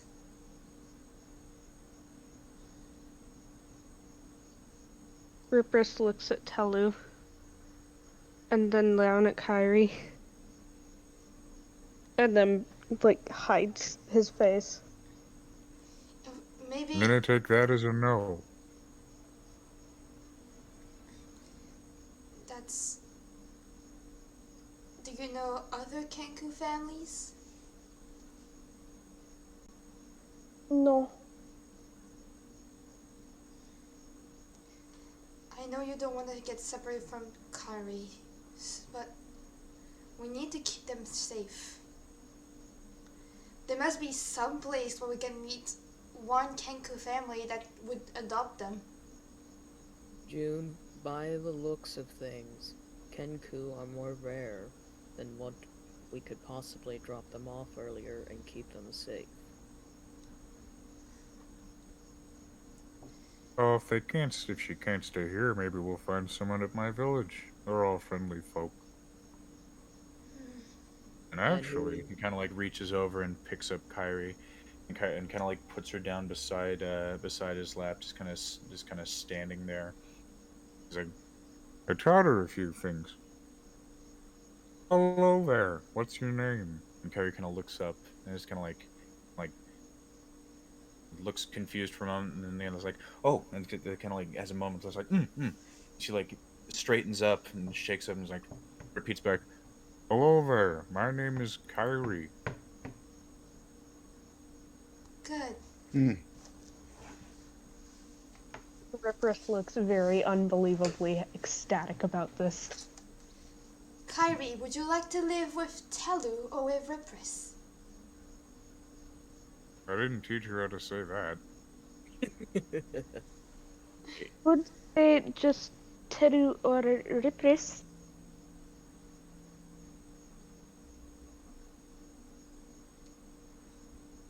Cairi kind of looks at this, like hearing the, kind of looks between the two of you and back over at June, and then just kind of like sits down and kind of like puts their hands over their head, kind of massaging the side of their. They're not like they're just like they don't know. You're asking a mere child who to pick, June. They will have to. Cut out. They You cut will. out, June. Mike, I fucking hate you. Why do you always kill the dramatic tension? I was saying, well, eventually they will have to. We can't decide for them what they want to go and what they want to do. They wouldn't stay with me in the village. I live here and I work on the ship. But there are people at my village that would be willing to take in a young Kenku, I think. I mean, anybody, really. And by the looks of things, honestly, it might be the best option. Are you okay with that? Rypris is looking increasingly distressed by this conversation. Are you okay with that, Cairi? Yes or no? Hello there, my name is Cairi. I know your name is Cairi. Let me sing that really slowly to you. So, we can't travel with you. You are too small, too fragile. And No. yes, this is a fact. We live pretty dangerous life and we want you to be safe. There is a way to keep you safe, and that would be if you go to Telu's village and have a very nice family take you there. Are you okay with that? Yes or no?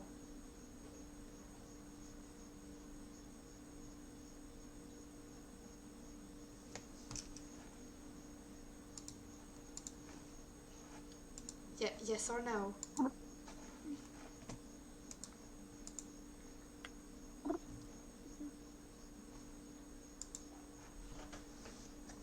Okay. If you don't... Fun place. Fun Fun. place. You wanna go to the fun place? You wanna go to the village? At this point, you see Cairi kind of grabs the bottom of Telu's kind of long robe and grabs onto your kind of dress and kind of pulls you two together and is like, fun place. As she kind of tugs on the both of you.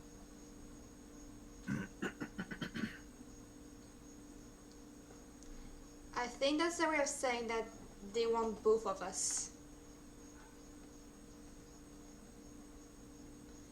Cairi, you cannot have both. I think it's Why less not? about the village and more about just me. And what if we keep the bird with us?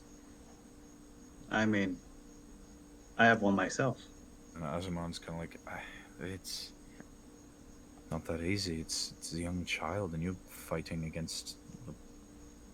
No, you're not actually fighting against them because you promised not to look into it anymore. June looks away. Side-eye. But even aside from the Red Hood, even aside from that whole group, it's dangerous out there, and you're all very strong. You're all competent fighters. I don't mean to make this seem like I think you're weak at all, but can you protect a child on the road while pursuing whatever quest you're looking at? Stylo, Cairi is even younger than Rypris, and Rypris almost died twice. If we keep Cairi with us, they will die, and that's inevitable. Rypris is powerful; they can heal themselves even. It's still dangerous. We live dangerous lives. Charlie lives a dangerous life. Damf lives a dangerous life. What? I see. I understand. Our travels, and even like the recent events, are not suitable for that small a child. Silo, you don't realize they are 3. Oh, And actually, Kind of leans back over to Cairi. It's like, how old are you? and Cairi kind of looks up and is like, When I was talking to the person that I'm copying, I was 4 years old.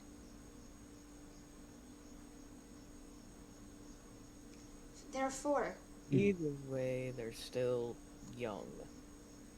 Very young. do you really think that we could keep a 4-year-old next to us? Be logical. Well, if we keep the promise that has been made to keep our lives at least safe from the Red Hood.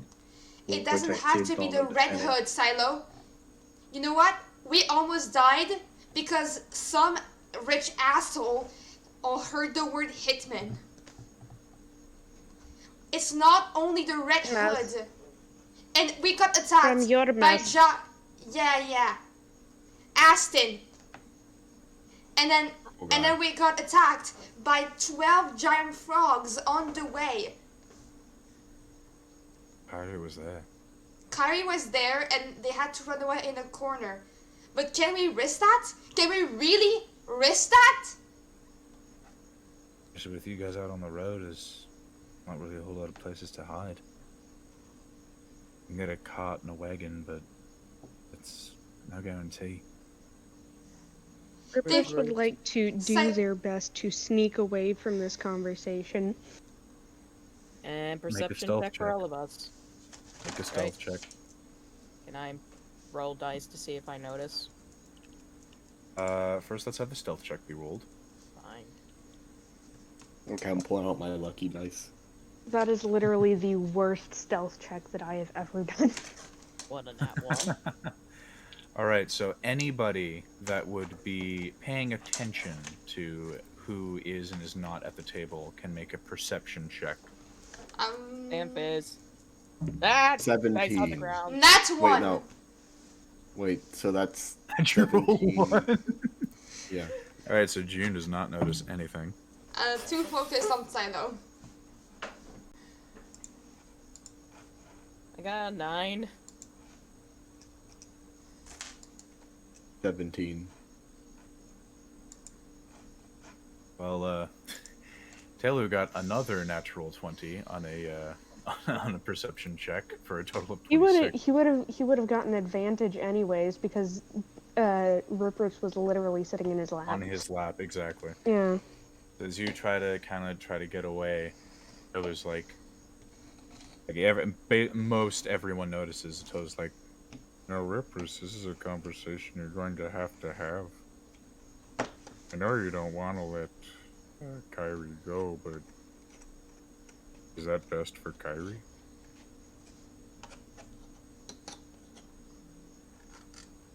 Riprys doesn't respond, head down, facing the ground, covering their face, and just starts making their way back to their room. We should at least. Or give her a rather, good more education. specifically, Telu's room. And Damp try to stop, or would he just not notice?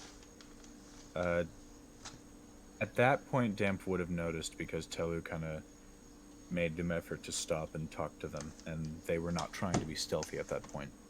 Okay. Damp looks over and sees Riprys walking away, and Damp. Actually, I'm not gonna stop them. I'm gonna follow them. Damp changed his mind just to follow them. As you two kind of walk off, the rest of the table, at least the most of the rest of the table, is kind of looking a little more somber, except for Telu, who has a huge smile on his face as usual. The only time I think Telu didn't is when Damp was there Yeah. and didn't see That's his the one smile. time you've ever seen him not smiling. You And see, that he lifts Cairi back up and puts her on her lap, and Cairi kind of looks up, a little concerned, and he's like, It's okay, Cairi. You're just not sure what to do. This is a very tough situation It is. Hmm. Also, because Salo, either you guys keep the child, and in that case the child is not in security, or you drop the child to another family and you can't be sure that this kid will be safe. Even if it's a nice neighborhood, or a nice city, or a nice family. Don't know. it's more That is about. why It's I more was trying about. to think about the whole picture. It's more about separating them from the people they got attached so far. They Hmm. lost everything very recently. We found them stranded in the middle of the ocean with 2 dead bodies. 2 Kenkus. What they were doing in the middle of the ocean, I don't know. as But- you kind of talk about that, you see Telu kind of put his hands on either side of Kairi's head. Thank you, Telu. We can't. And they got immediately very attached to Rypris, and I'm guessing that Rypris is also very attached to them. So. But if Rypris wants to keep adventuring with us, they have to leave Cairi behind. And that's gonna be a hard thing to do for both of them. That's why I suggested trying to find some sort of Kenku refugee. Even if Rypris was to just stop and stay with Cairi, Rypris isn't that much older than them. Where would they go? Where would they live? What would they do? I don't know. Rypris has lived alone all their life. I don't think that would be that much of a big deal. But can they take care of a 3-year-old while taking care of themselves? I think Damp is right about the Telu's village being a good idea for Cairi, but then again, Rypris has to leave Cairi behind, and Cairi has to leave Rypris behind. And I don't know if either of them are prepared for it. Our village is pretty fair. It's very safe, kind of secluded out in the woods. So It's not a less whole lot of people come and go. It's less about safety and more about attachment. Well, Can they I would say leave? safety is certainly an issue, and depending on where we would decide, if they decide to leave. But at the very least, they will be safe. The attachment, yes, is important, but Yeah. because leaving them here would the be. thing is, can we afford to make them lose everyone they've been attached to again?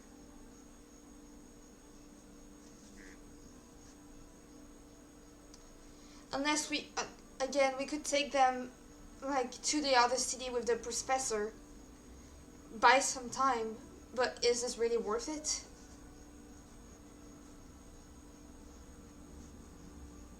I don't know how they'd fare in Mangraba.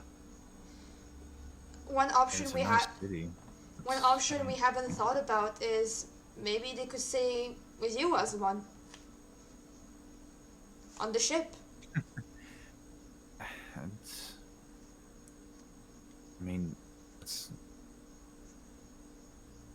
It is technically a possibility, but I mean, you saw when the bullywugs attacked, and it was just me, and if it wasn't for you and Nietzsche and others, it'd just be me and Telu, and that's not. We can get by, but it's not as much security and safety as we would have had with all of you. Another option we can also consider is Indy. You have a wife and a kid. And it seemed pretty nice.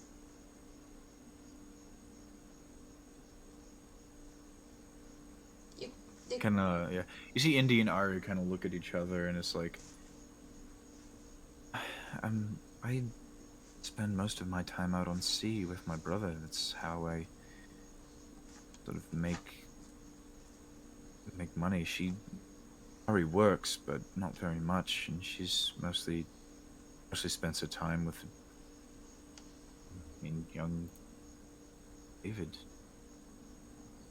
Well, Yeah, I don't know if I could do 2 kids at once, especially not at this age. They're like kind of a handful.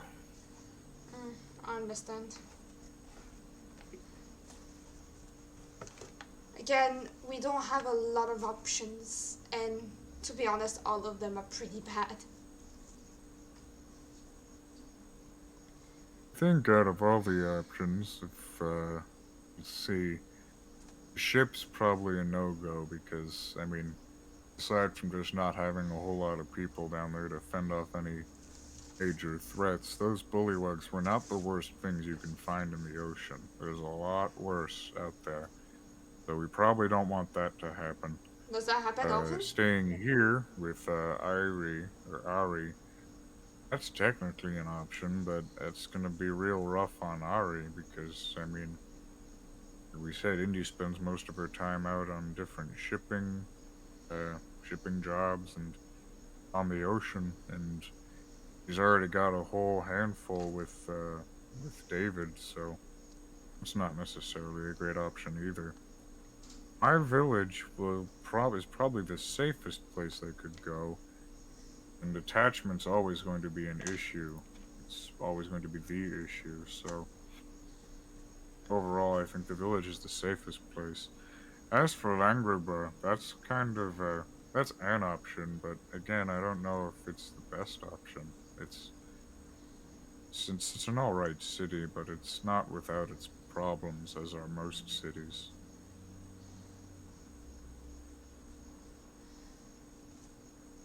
No matter where we choose, the attachment's always going to be the issue. So, I guess in my own opinion, my village would probably be the best place. Are you gonna be there You're for right. them? It seems like it, from the informations we have. We're gonna have to tell Rypris. One moment. You see, he kind of like does a few hand gestures and does some kind of arcane spells. He's cast Ascending. You see him kind of like seemingly to transmit a message over some kind of arcane wave as he's communicating with someone. Can I try to understand what he's saying? It's the message spell, so you wouldn't be able to hear what he says. Alright. He's just doing it in his mind, sending the message. Okay. Kind of sits there for a few seconds. For a minute. Minute and a half. Well, it seems that they just seem they'd be happy to take her in. I let them know the details about everything, and they have a place. They have, I mean, the whole village would basically just kind of become a family. Everybody there takes care of each other, so That it would is be great. a good place. They'd have a lot of people there for them. And also the attachment problem. Maybe we could come back. I doubt Also, it. this is also. Nothing And we wrong can with paying a few so- visits every now and then. We can also make Riprys give an object to the child. I have an idea. Like,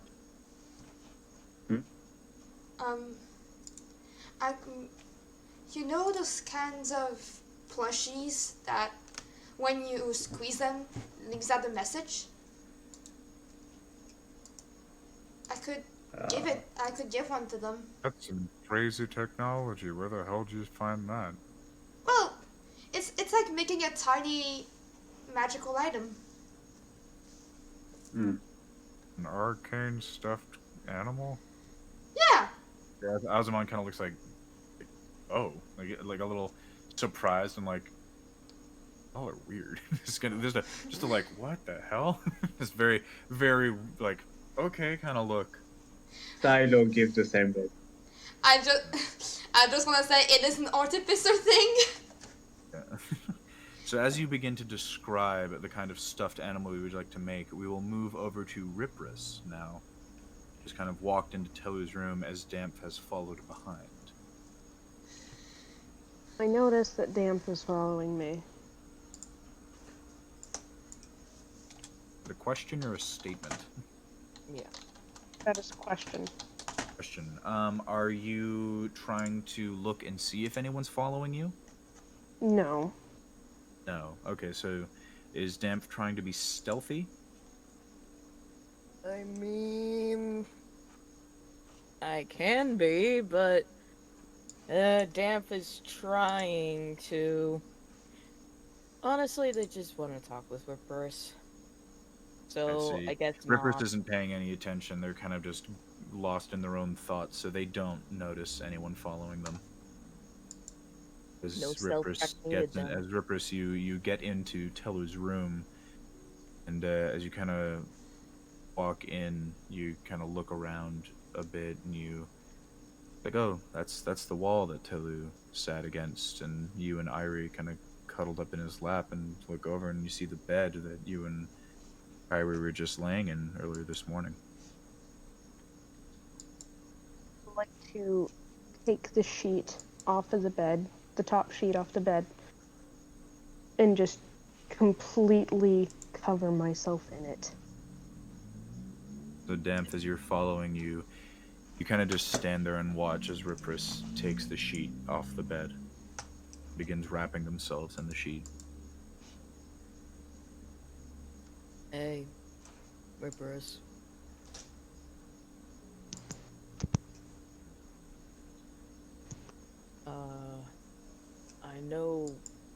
I know this is probably a hard conversation for you, but it was going to be discussed one way or another for Kairi's protection.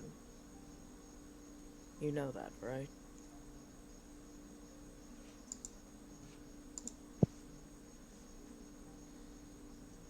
Did you respond, or was that just... No response. Okay.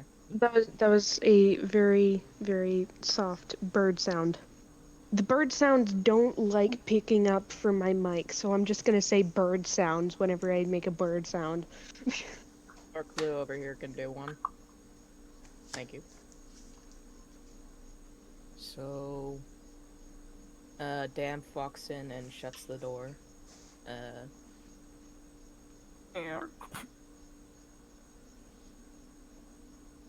Look, I don't understand much about Kenkus, or your relation to each other, even if you first just met.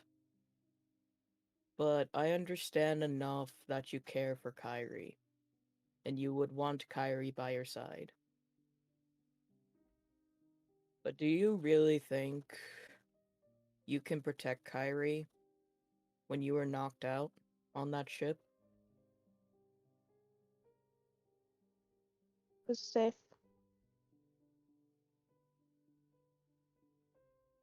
Cairi was in a corner, terrified. Cairi can't fight. Not yet, anyways. We'll Cairi can only teach. be... Hmm? We'll teach. Sure, you can teach someone to fight. Anyone can learn to fight and defend themselves. But you have to understand that Kairi's a bit too young for that.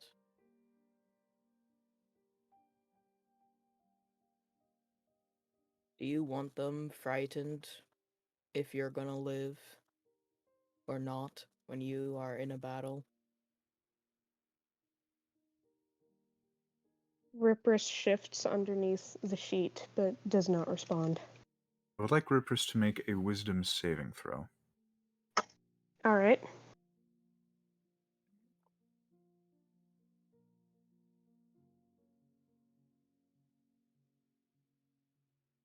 What for, can I ask? Wisdom for what? That is a 9. It's a 9. You think about what you've been through since meeting the rest of the group, and you remember Cairi and what had happened when you were attacked by the bullywugs. And before you fully realize that it's happening, tears are beginning to pool and fall down the side of your face. And you are not able to hold yourself together. Does Damf see any of this before I go? For a moment, I need to open the door. At this point, you would see the bustle of sheets begin to shake and hear soft weeping. Alright, I will be right back. 1 second. Need to open door before parents kill me. Hurry.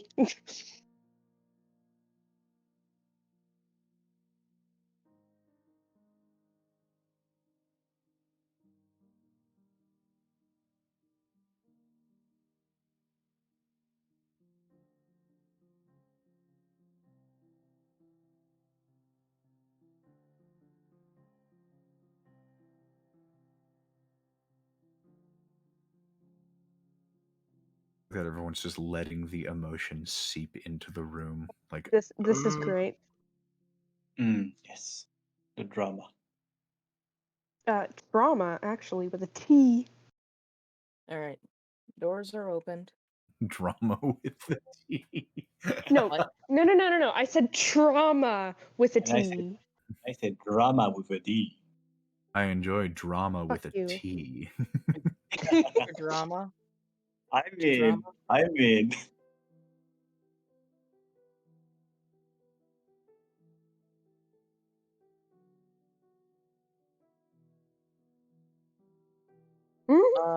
Romantic comedy with emo to a T.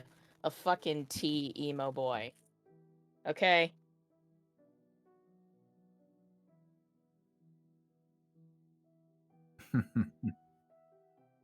Damn. So, anyways. Okay, the emotions are getting a little out of hand. We need to reel them back in. Be sad. Shut the fuck up. You very much notice that the little bundle of sheets is beginning to kind of shake, and you hear soft sobbing. Damp then just walks over to the sheets. He doesn't pull them off, but he gives like little, what he thinks is like little back rubs of like what he knows is to the Riprys, trying to. You begin to try to comfort Rypris in Yeah. some way. Yes. Damp knows Riprys doesn't like to be held, so all he gives is like a little back rubs and says, "I'm sorry, Riprys, but you know, we can visit I bet we can visit Cairi in some way somehow. We can always travel back to them once we get them in Telu's village. Telu has been nice to us and very kind, to say the least. You trust Telu. You probably trust him more than any of us. So, oh god, my mother."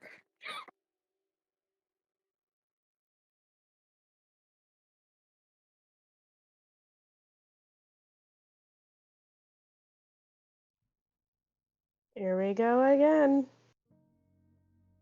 How does Rypris respond, if at all, to Damp's attempt at soothing? Riprys is not responding yet. Rypris is currently trying to understand his own emotions and why he is crying.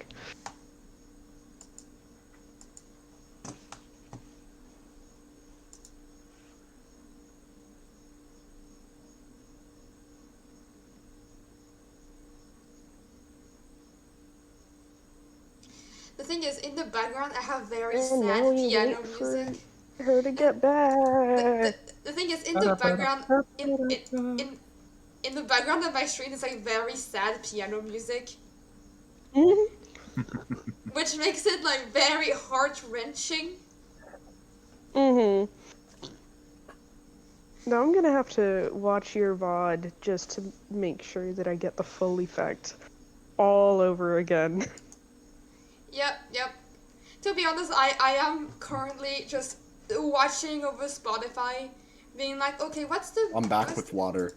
I swear Oh to my fucking fuck. god! Okay, at Get a jug! At least we weren't doing lore for you. At least we know. weren't doing it for you. We weren't doing your thing.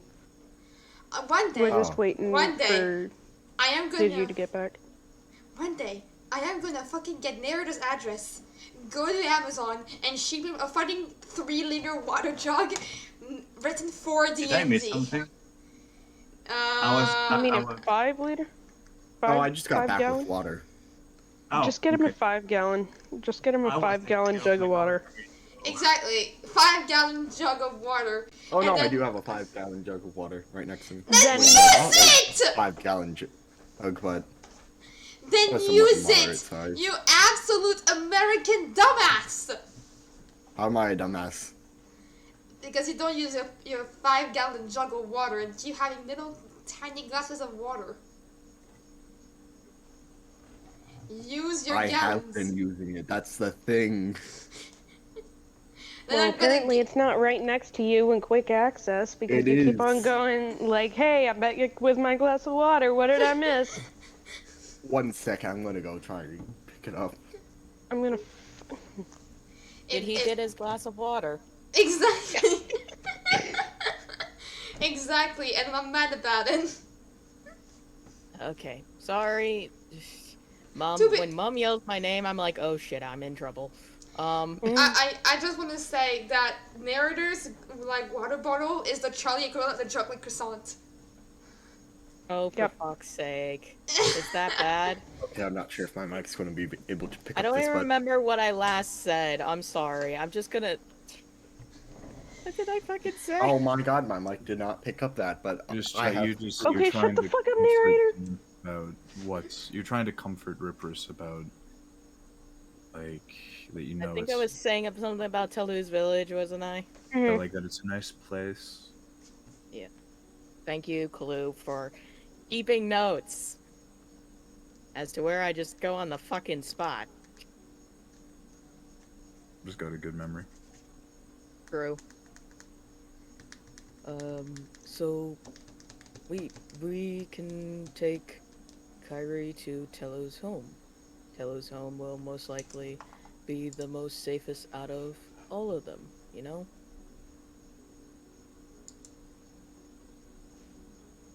Rypris is not responding to you. At this point, Damf tries to take the sheet off a little bit. Rypris clutches the sheet tighter. I would like you both to make contested strength checks. Alright. I have a +2 to my strength, so I have a +1, and that is a 7. 15 plus 2 is 17. So you reach down as Rypris is like trying to hold on, but is not in the kind of state where it's very easy. And as you kind of start to pull the sheet, you end up pulling more than you maybe initially intended, as they are now almost free of the sheet. Almost free bird, fly free away. I'm sorry. You're laughing. This is going through an intense emotional breakdown, and you're laughing. It's not Damf, it's me. Damf has the deeper voice, okay? You're still laughing. Even Clue's laughing. I'm laughing at you laughing. Ay, ay, ay, the contingency. Anyways. Come I on, am Riprys. I am laughing at the Take off the ridiculousness. sheet. As Damf completely frees Riprys of the sheet, what does Riprys do?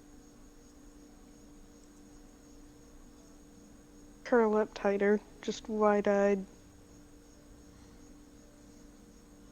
Looking more confused than anything.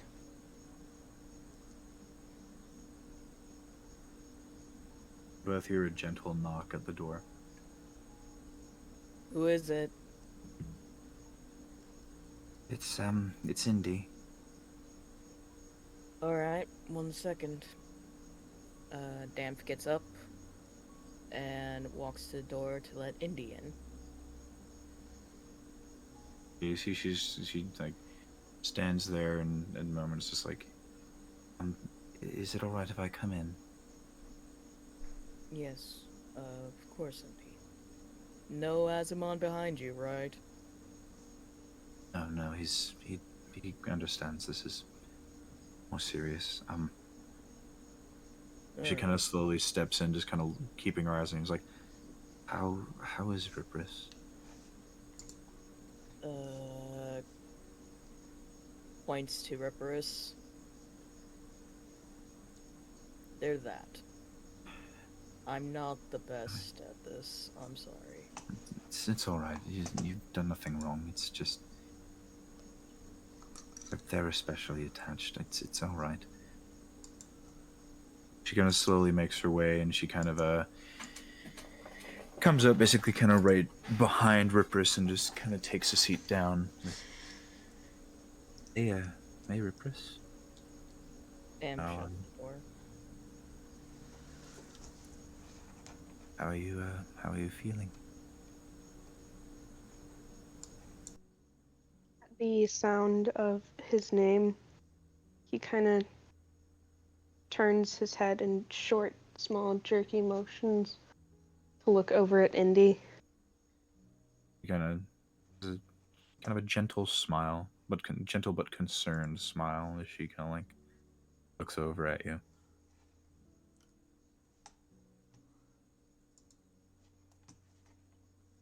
Hey, yeah, Hey.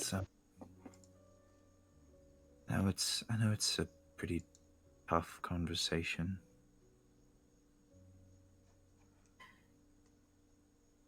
But how are you? What are you feeling right now?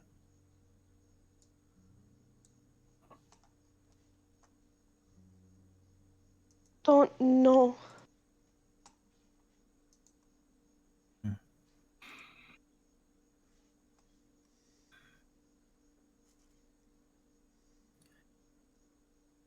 Do you think that Cairi should go and stay somewhere else? No.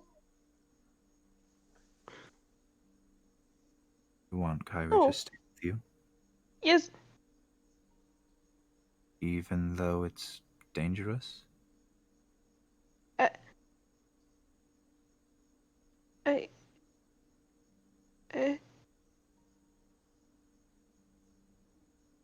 Riprys starts shaking a bit harder.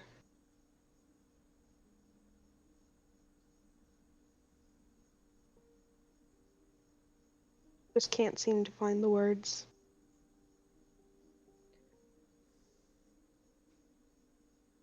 Damf comes over to the bed and just gets on both his knees.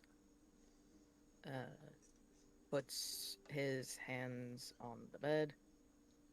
Riprys. By the way, Riprys is not on the bed. I would like to clarify On the that. floor. Riprys is on Riprys the is floor. Oh, I thought. Wait. No, No. Okay, Riprys Riprys took is the sheet sitting on the off of the floor. bed, and curled up in it on the floor.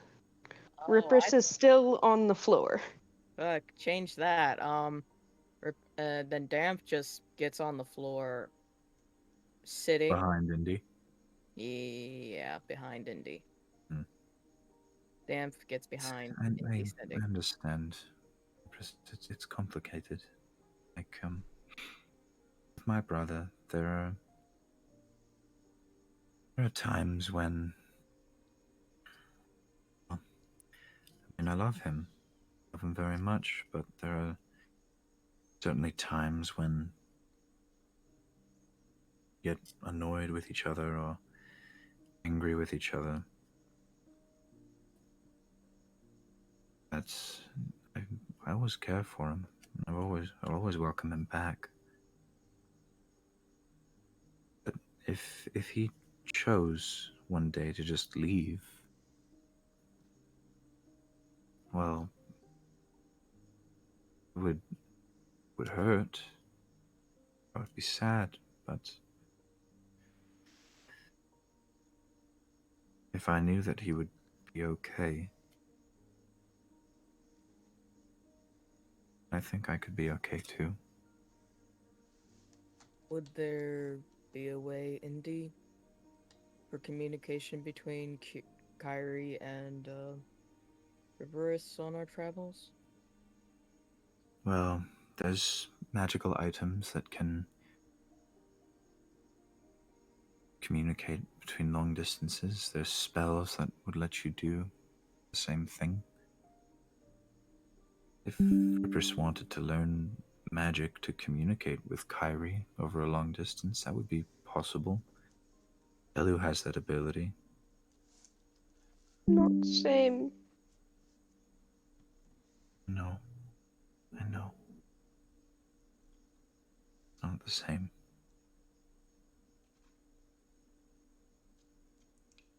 But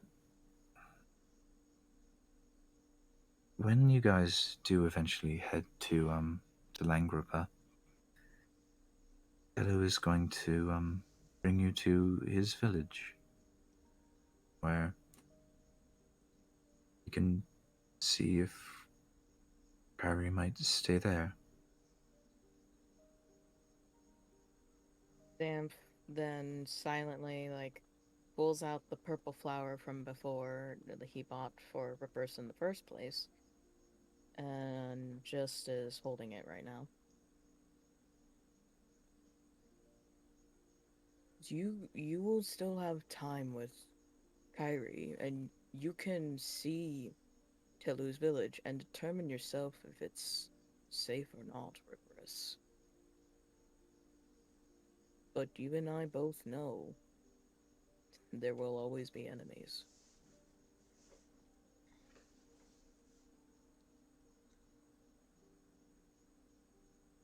Spend the time you have with your loved one. I know you care for them deeply. What is loved one? Loved one is where A loved one is someone you care for very deeply. Someone who you want to see happy, who you want to take care of, who you want to share the world with. You don't want to see them sad. You want them to be happy. Do everything you can for them. You don't always get it right, but they always understand. It's someone who you want to share yourself with. You always want to spend time with, and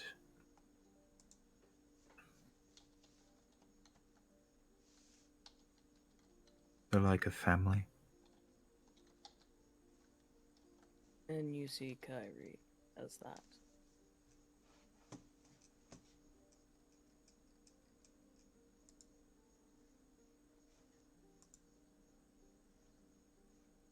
And Cairi sees you as a family as well. Family? Yeah.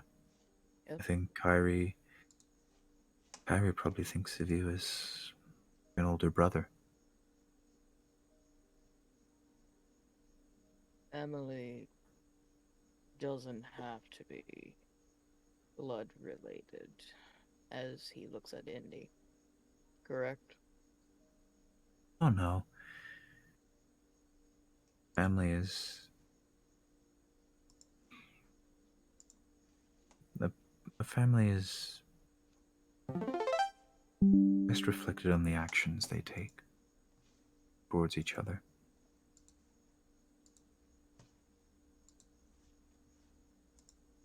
I would consider Telu a family member of mine. Indy? What was that? Indy? Mm-hmm.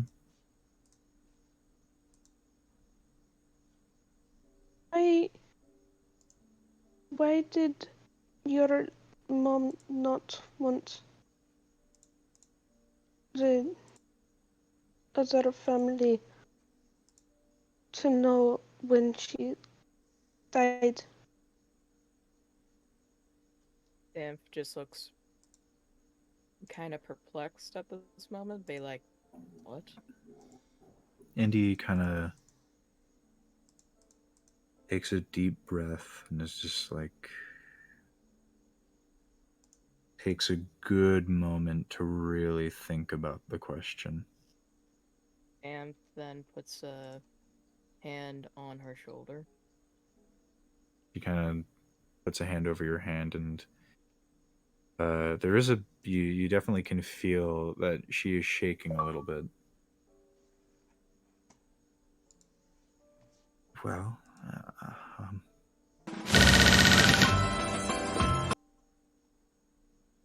we can't really know, but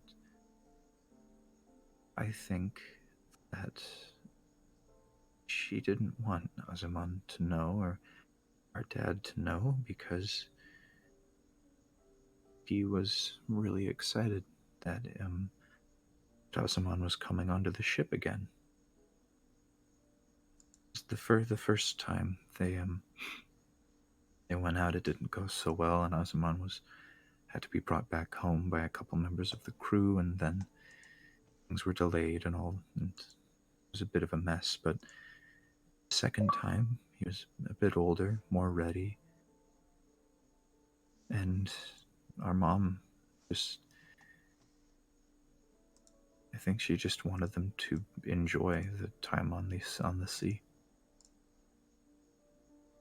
Damf just goes from behind to get closer to her and gives her a full hug at this point, with his head about on hers, like above her head.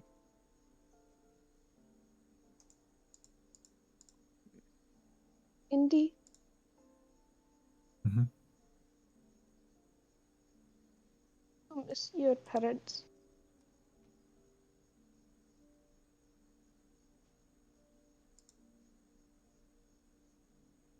Did you say I want to see your parents? No, okay. I must have cut out. Yeah, I said, do you miss your parents? Yeah, I.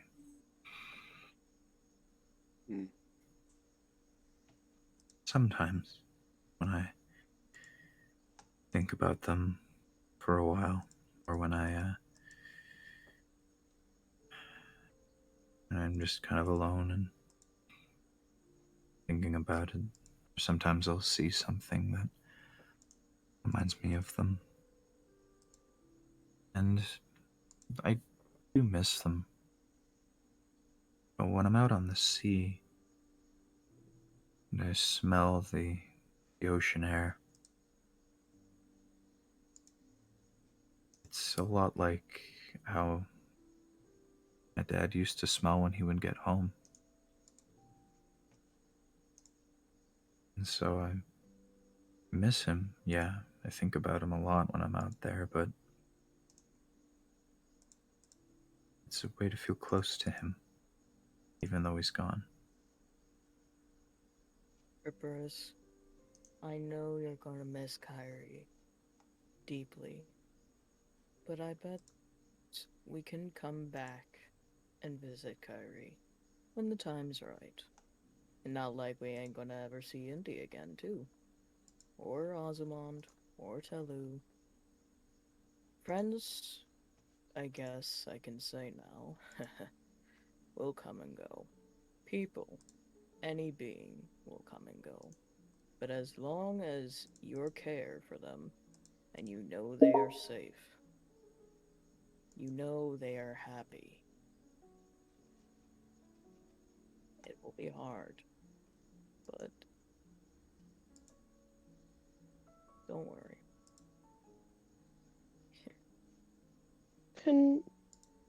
Can you miss people who not dead? Miss people, not what? Dead. Of course. I miss people all the time. And whenever I'm out on the ocean, I miss my wife and Your boy. and David. I miss Ari and David every time I go out to the sea. Always thinking of them. Always wondering if David's behaving or if Ari is to gain some sense into him.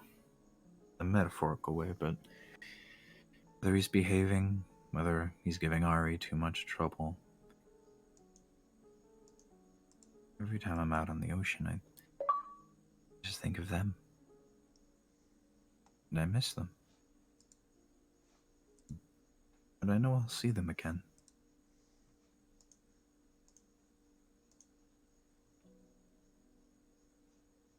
So it's not so bad. Do you think I could see my parents again? Even If they're out there somewhere, they're alive, then no. Oh.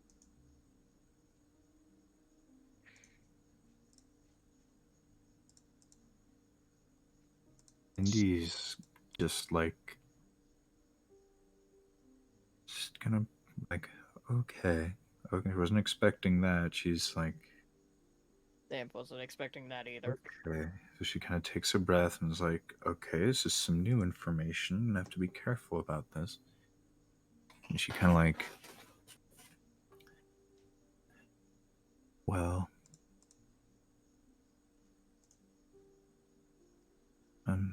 if they're dead, then you're not going to be able to see them again. But you do have memories of them, and Don't remember well. Long time.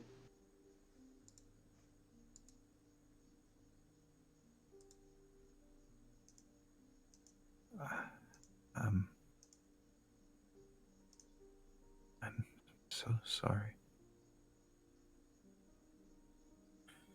If they're dead, then I'm afraid you're not going to be able to see them again. Riprys, And you'll miss them. And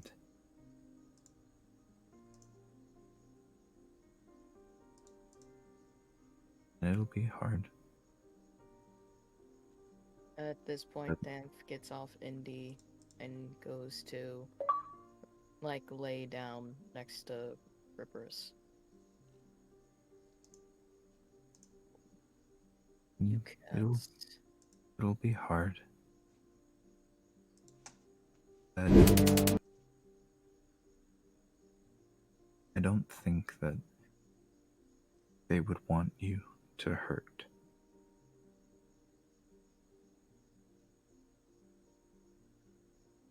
It can feel sometimes like moving on or getting over it or healing, I guess, after something like that happens. It can it can feel like betrayal of them. That by moving on with your life and making new connections, that you're betraying their memory or hurting them in some way. But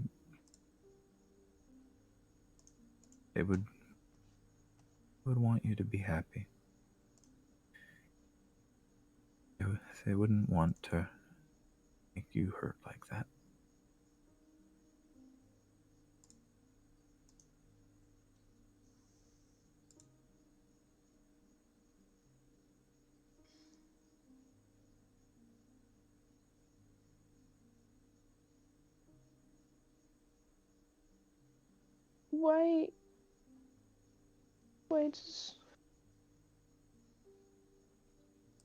Why does thought of not seeing Cairi hurt?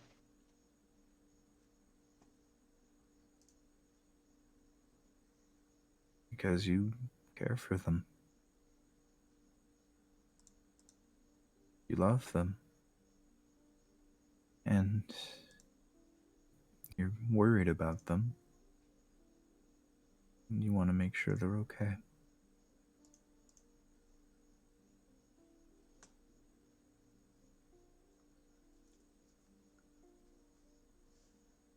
Damp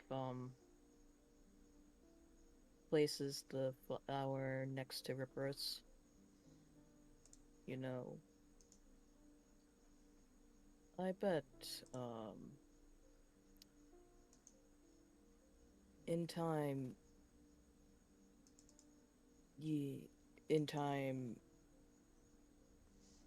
you will always miss Cairi. 'Cause you care for them, Riprys. You care for them deeply to where it hurts.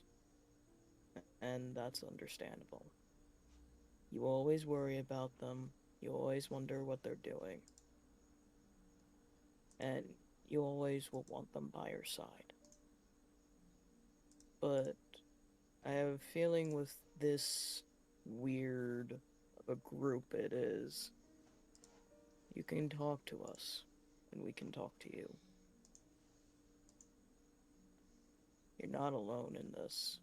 We're all gonna miss Cairi in one way, shape, and form. The little cute Kenku. That, Beside you, Damf has placed a very elegant and beautiful purple flower. It is within Riprys' sight, yes? It's right beside you as you were Right sitting. beside me.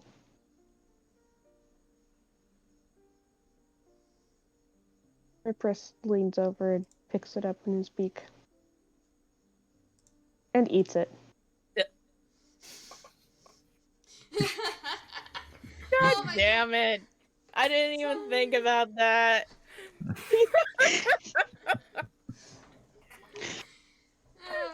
damn it! No. That was so long for this moment. I have been wanting to say about battle for fuck's sake, and you just fucking eat it. You little shit! By the way, Dad, thank you for the candy. It tastes delicious. He just walks in my room while you were two talking, and he just places a piece of mint and chocolate in my mouth. I'm like, what the fuck?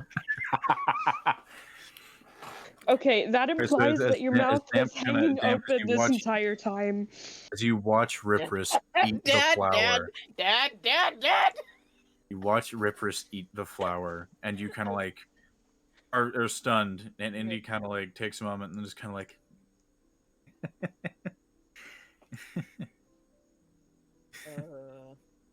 That was supposed to. That flower was a thank you, honestly, for sticking by my side in battle. But I guess. Well, Damf, I think they enjoyed it. I don't know what to expect. I never met a Kenku indie on my journeys. Thank you for a tasty snack. All right, You're welcome. let's head back now. Of course. Oh, Do you... thank God. Rypris shakes his head. Thank God there was a joke. My heart was, oh my God. My fucking heart. It's sad. My child. Time to mute up, Alright. June. So, as you all kind of meet back up in the... Hold on. You didn't hear what I said. When Indy was like, "Let's go back," Rypris shook his head. No, basically. Mm-hmm. Why don't...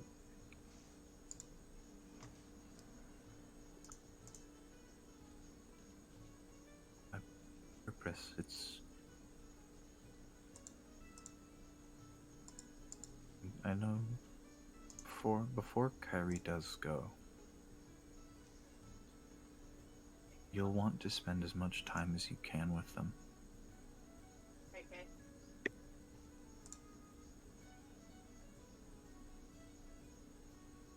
Not if only talk about when and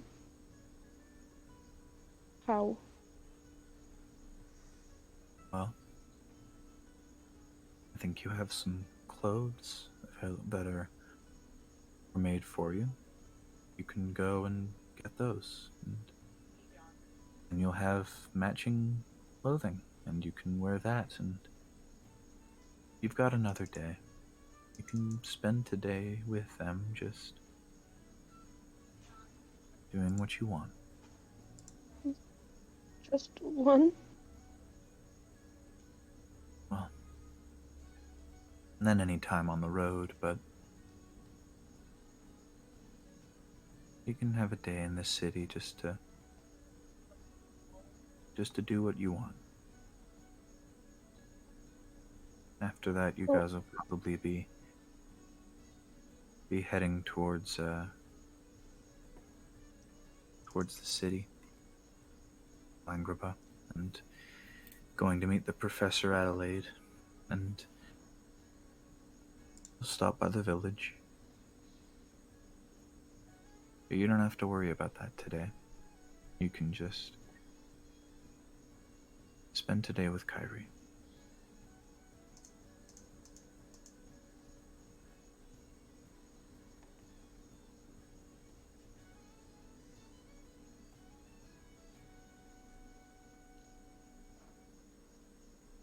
How? You can pick up your clothes, eat some food, just look around, see the sights, and just spend time together. Rypris, I will tell you one thing. Make your time the way you want to spend with Cairi right now. Cairi probably is looking for you at this moment, or in Telu's lap, one of the two. So, just make sure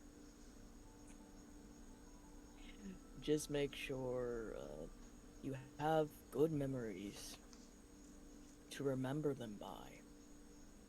Those memories will be kept with you forever. Even if you don't remember them, they'll be kept in your heart. I can relate to that with someone who I'm looking for. Okay? Just do that.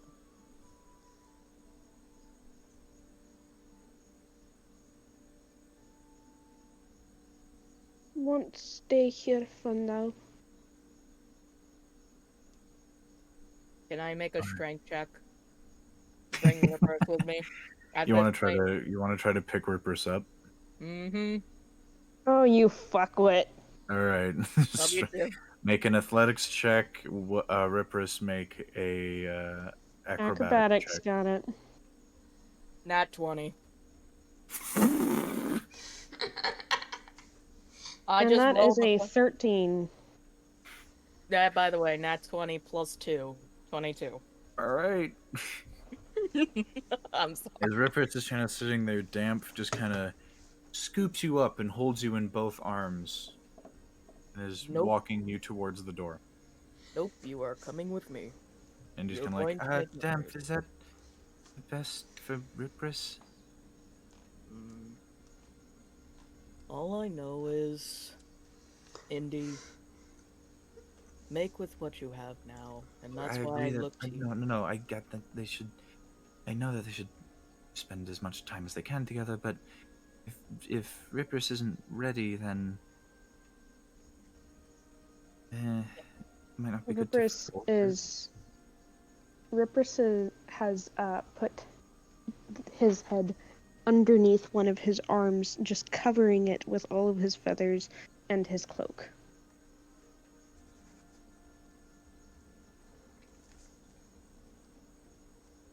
What is Rippers doing? I'm sorry? Just covering their face. Like with their feathers, okay. Yeah. With their feathers and cloak, yes. Okay. Indeed,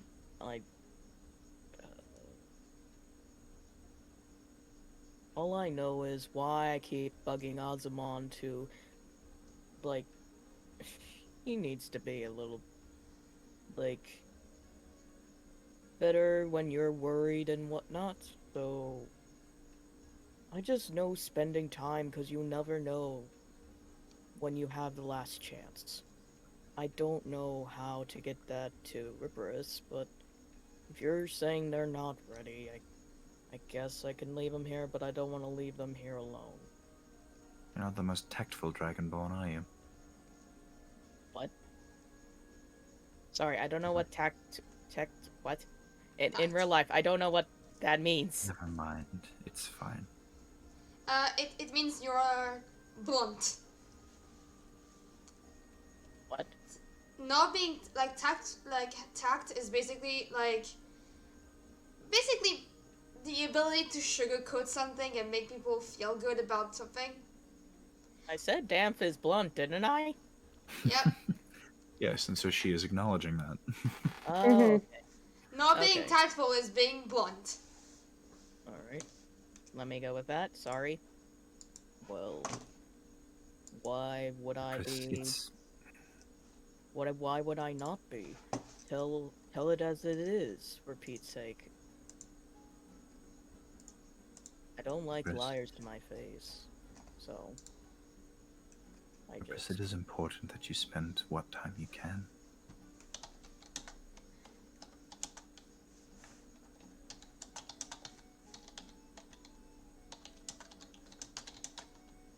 Just, why don't you just put him down for now.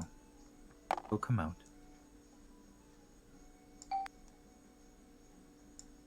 Just give him a moment to clean up. Fine, but if they're not out of this room in how many minutes should we give? Yes. Alright, let's go. What? Damn, still She high. kind of like opens the door and kind of starts shoving you out. I have the bird in my hands! I had the bird in my arms. Let him go! After you put the Riprys down, she starts like kind of nudging you out the door. And she Fine. follows behind and starts kind of closing it gently and is like, take a moment, Riprys, and come out when you're ready. Damn, crosses his Try arms not to take too long. Soft bird sounds in acknowledgement. And the door closes. And Dampf and Indy go reconvene with the group. There's a bit more chatter about future plans, perhaps, and about how long does it take for Rypris to come out of the room. Yeah, what is Riprys actually? Rypris would actually go out the window and try and climb onto the roof and chill out there. How did I figure? How did I fucking figure out a bird tactic they would do? Alright. Make an athletics check for climbing up the side of the building. Athletics? Yes. 18. Alright, you manage to kind of scale your way up the back of the inn and are just up on the roof. Just sit down and hug his knees and watch people moving about below. You watch as the most of the rest of the group heads out of the inn with without Telu. Telu seems to be staying behind. Both you see Ozymandias has taken Cairi's hand and is kind of leading her out, and he seems to be excitedly explaining all the different places that you guys can see. You see, as you kind of look around, you see like the main road right beside you, and across that, the Red Hood, as he seems to be taking everybody back there to get their clothes that they had paid for. Chris is staying on the roof. Alright. Moving over to everyone else.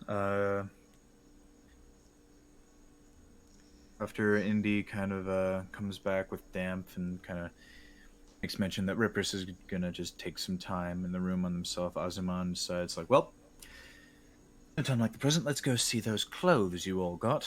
Maybe that should be the last we interact with said establishment. At least until the whole thing's sorted. And then when you get those clothes, I'm heading to find a magic shop. Magic tool shop of some sort. And then Sure, I can take you to one.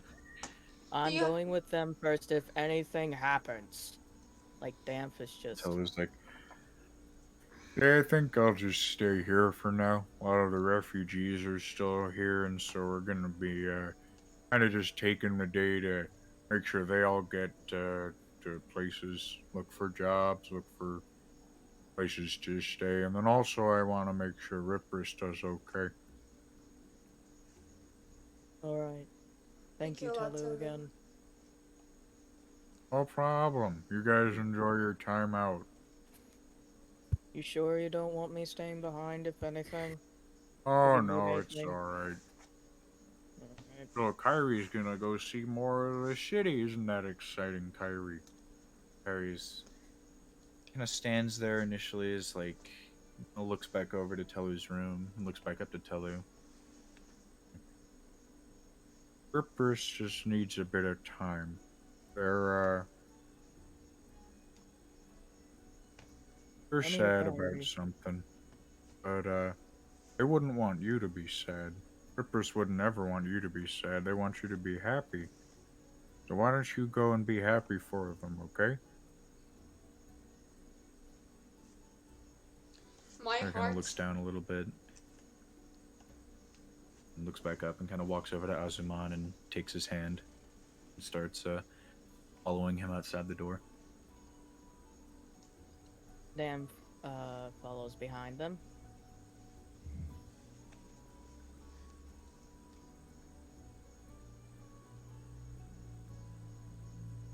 You all exit the building, and as you exit, you see Damp. You can see the little flower cart that you had purchased the flowers from, as well as just across the way, the familiar and yet now somewhat foreboding building of the Red Hood. Can As my Mon kind of character... takes one, and is like, well, you guys do have clothes there, and you know they're a good shop. They make good clothes. They're good about stuff. So you can probably still get your clothes there. I don't know if anyone else will be there at the moment about the ones we ran into, but you can always take a look. Sorry, what was that? I don't know if people you ran into last night will still be there, but even if they are, if we just go in, get our clothes, and head out, I don't think they'll make any kind of a fuss. June, as Damf looks at June very seriously. Is it an intimidation check, or...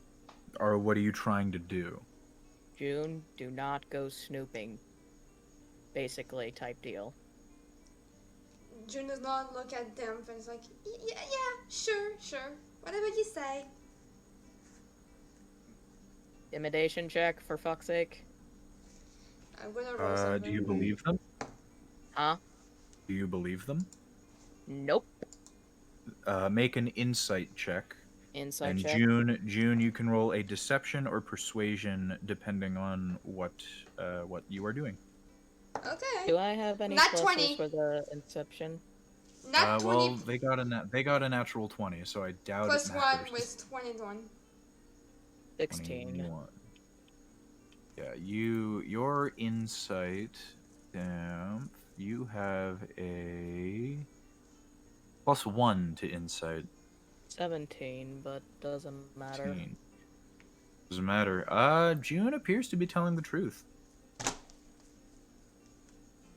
They appear to, as far as you can tell from their response, they don't seem to be looking to look into it any further.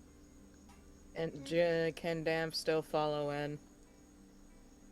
Yeah, you guys all kind of head in. Psilocin, you step in there and you see, as you were kind of approaching from the outside, Psilocin, you'd not super paid attention to it, given what you guys were kind of getting into last night. But approaching this building now, you see what looks to be a 3-story building with all very fine stone and gold on the outside, making it all look very, very like a very expensive building, you assume. You see that just between the 3rd and 2nd floors, there's a large metal sign painted in red. And you see to the left part of the sign, there's a large sort of ring, circle, that sits there. Inside of it, you see a long cloak with a hood, looking like it is worn by some figure, but there is no figure made or crafted in the metal. It is simply an empty hood, as it kind of goes down the back of whoever it is fitted to, and then flies out at the bottom as though there's a strong wind at the floor of whatever being is wearing this cloak in the silhouette kind of shape. And then across the to the kind of upper right to bottom left, there is a long sewing needle that goes through the circle, with the cloak, the hood on the top left, billowing out at the bottom right. And the rest of the sign is just taken up by this large, very nice kind of calligraphy type of font, as it just reads, "The Red Hood." I already see where this is gonna go with June. As Psilocin, you have not been in this building before. You did not come here to purchase any kind of fine clothing. I see. Well, I will go inside that fancy-looking shop because I want to get a new armor. That's not a when you new get armor. cloak. This ain't an armor This is shop. less of an armor shop and more of just a clothing shop. More for we can. fine Damp will take you. Damp will take you to the armor shop, for fuck's There's sake. Let Damp me is let me something go we to want. the armor shop. Damp Let is me something go to we the want at comic the shop. armor shop. I can go get a new cloak all by myself, Damp, you know. So as you all enter, most of you to the familiar building of the Red Hood, you see there is I as don't opposed enter to the the building. female. You don't enter the building, okay? No, I'm gonna be like, oh no, I forgot something. I'll be right back. You run back to the inn. I'm actually trying to if there's a little side of the building where I can hide, that's where I'm going. I'll be like, oh no, I forgot my wallet. I'll be right back. Okay. Make a deception check. Deception. When Make a did deception check. Jude have a It's fucking Can a I nice. also roll the... It's actually a 19 plus 120. And a plus Can 120. can I roll and see if she's lying because she's acting very sus? I rolled a dirty 20 at it. You can make an insight check if you want to see whether you believe them. My Alright. turn. I Inside swear to check. God, if it's a natural 20, Here. nah, it's a 14. Am I allowed? The 14, and do you I have roll with any my very bad dice or my lucky bonuses? dice. How many And I bonuses? have in You there? got a fucking. I have no bonus inside.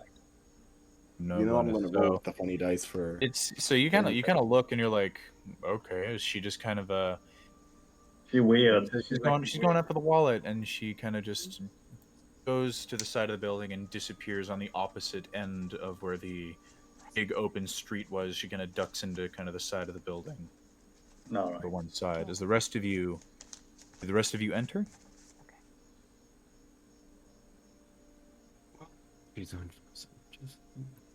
Just letting you know, mom's in the room, so if I'm whispering, it's talking to her. Hello, Digi Okay. Mom. They're saying hi, Digi Mom. Kind of as everyone else kind of enters, Azuman kind of looks over in the direction that June ran. It's like, June, you have clothing waiting here. Yeah, but I forgot my wallet. I'll be right back. You Forgot your cut what? out so hard. My money pouch. Forgot your what? I forgot my money. What? E? How'd you leave it over there? You've never been I over believe there. he had money. Yes. Oh, wait. I'm looking for it. DM. All right. Yes. Are birds allowed inside the shop? You have a bird? I have a raven, crow, bird. Crow. Is it your familiar, or just you have a pet bird? It is my familiar. Okay, so the raven is your familiar. Nice. Yeah, you just kind of have the bird on your shoulder as you walk in. Doesn't seem like anyone's giving kind of hard time. And Psylocin, as you walk into this building for the first time, you see that what you assumed were the first 2 stories are in fact just one very large room that is kind of open all the way to the ceiling. It's like a very large open. You see there are many, many, many different aisles, all containing various different clothes. The walls have like big, fancy looking pieces, all just kind of pressed up against the wall to show. There are many different kind of mannequins showing off the various different fashions for like many, many different sizes. You see kind of things more for the summer, things more for the winter. Having grown up on this continent, you know that it gets very, very cold this far north at this time of year. I see. Then I will get myself a cloak and some clothes because I don't want to freeze to death. Mm-hmm. So you just kind of step in and start looking. As Azuman and the rest of you, what are the rest of you doing as you enter the building? I guess just Damf. I was hoping June would stay in the shop, but I guess not.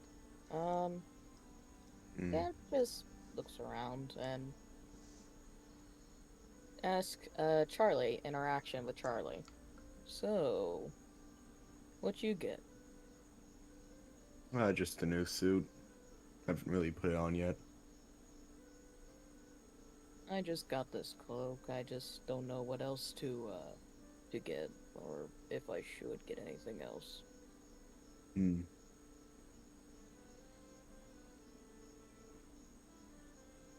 kind of look towards the counter where the female half-orc, not Ari, a different one from yesterday, where you initially spoke to. There is now a handsome-looking tiefling man with this kind of very nice blue skin, bald head, and two kind of thin horns that start at the front and just kind of shoot straight up. As he is he's a bit taller, a bit more bulky, and is just in the familiar navy blue and gold patterned kind of plaid. I guess. Damf gives a little wave. He kind of waves back and is like, "Hello there. Welcome to the Red Hood. I am here if you need me." Alright. Thank you.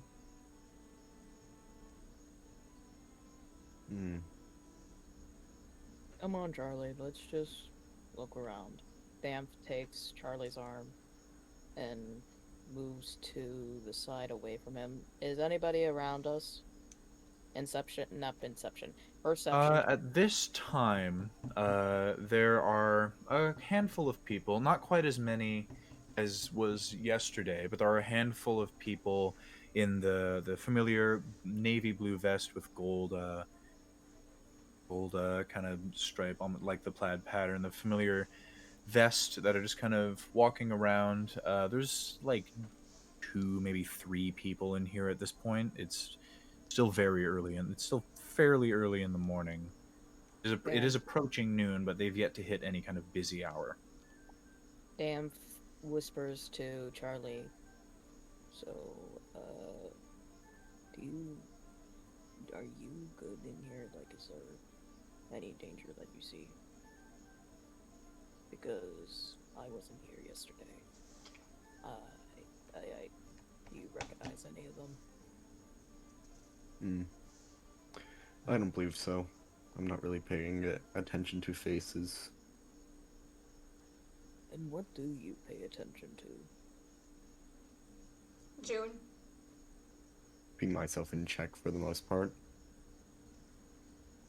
What?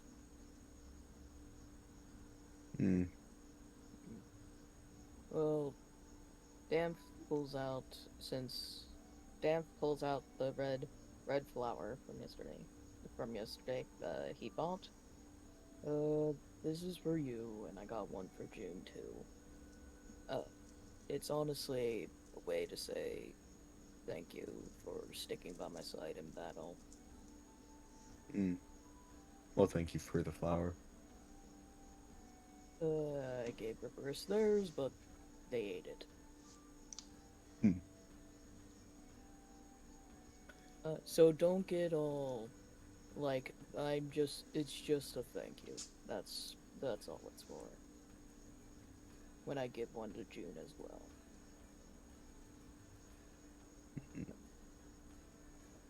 Does Charlie give a questionable what's his face right now? Somewhat confused, but thankful overall. Okay. Well, content. Moving over now to June. What is June doing? Well, June waits for everyone to leave to get into this little alleyway, and then decides to cast Disguise Self and turn into what are you disguising yourself as? a very pretty but normal-looking tiefling lady. All right. You cast your disguised self, and you trying to imagine a very pretty tiefling young lady. You kind of picturing in your head. You thinking about it. You didn't go into the armor store, so which comes up. It sort of looks like the tiefling lady from behind the counter yesterday. And that's where she's gonna come into the shop. She comes into the shop. You're similar looking to the tiefling behind the counter, but you have changed your skin to be a more of a blue rather than red color. As you enter, you see the male tiefling now behind the counter, as opposed to the female half orc. He's kind of the bigger, more burly with the bald head. He's like, "Oh, welcome to the Red Hood." Oh, hello. I was wondering if you were hiring? Oh, if you're looking for a job, I can get the owner. He'll just be upstairs. Just give me a moment. I'll. That would be great. Thank you so Hey, much. hey there. He kind of calls out. You see another much smaller, scrawnier kind of male tiefling kind of quickly kind of does a quick jog and was like, yeah, what's up? This nice young lady's looking for a possible job position, so I need you to go get the owner. Oh yeah, sure. And he kind of quickly turns around and does a quick jog, heading it to the back as he heads to the stairs to go up.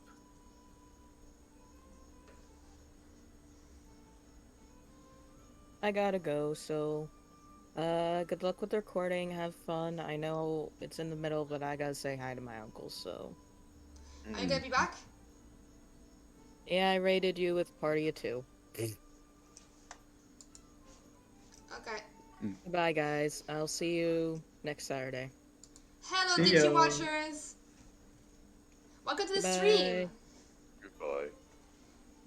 Bye. Welcome to the stream. I am Julia, and I'm playing June. Hello, Digi Watchers. Anyway. So, yeah, I would like to know if you guys were hiring. If you could get me the owner, that would be great. Like June makes like a very pretty smile.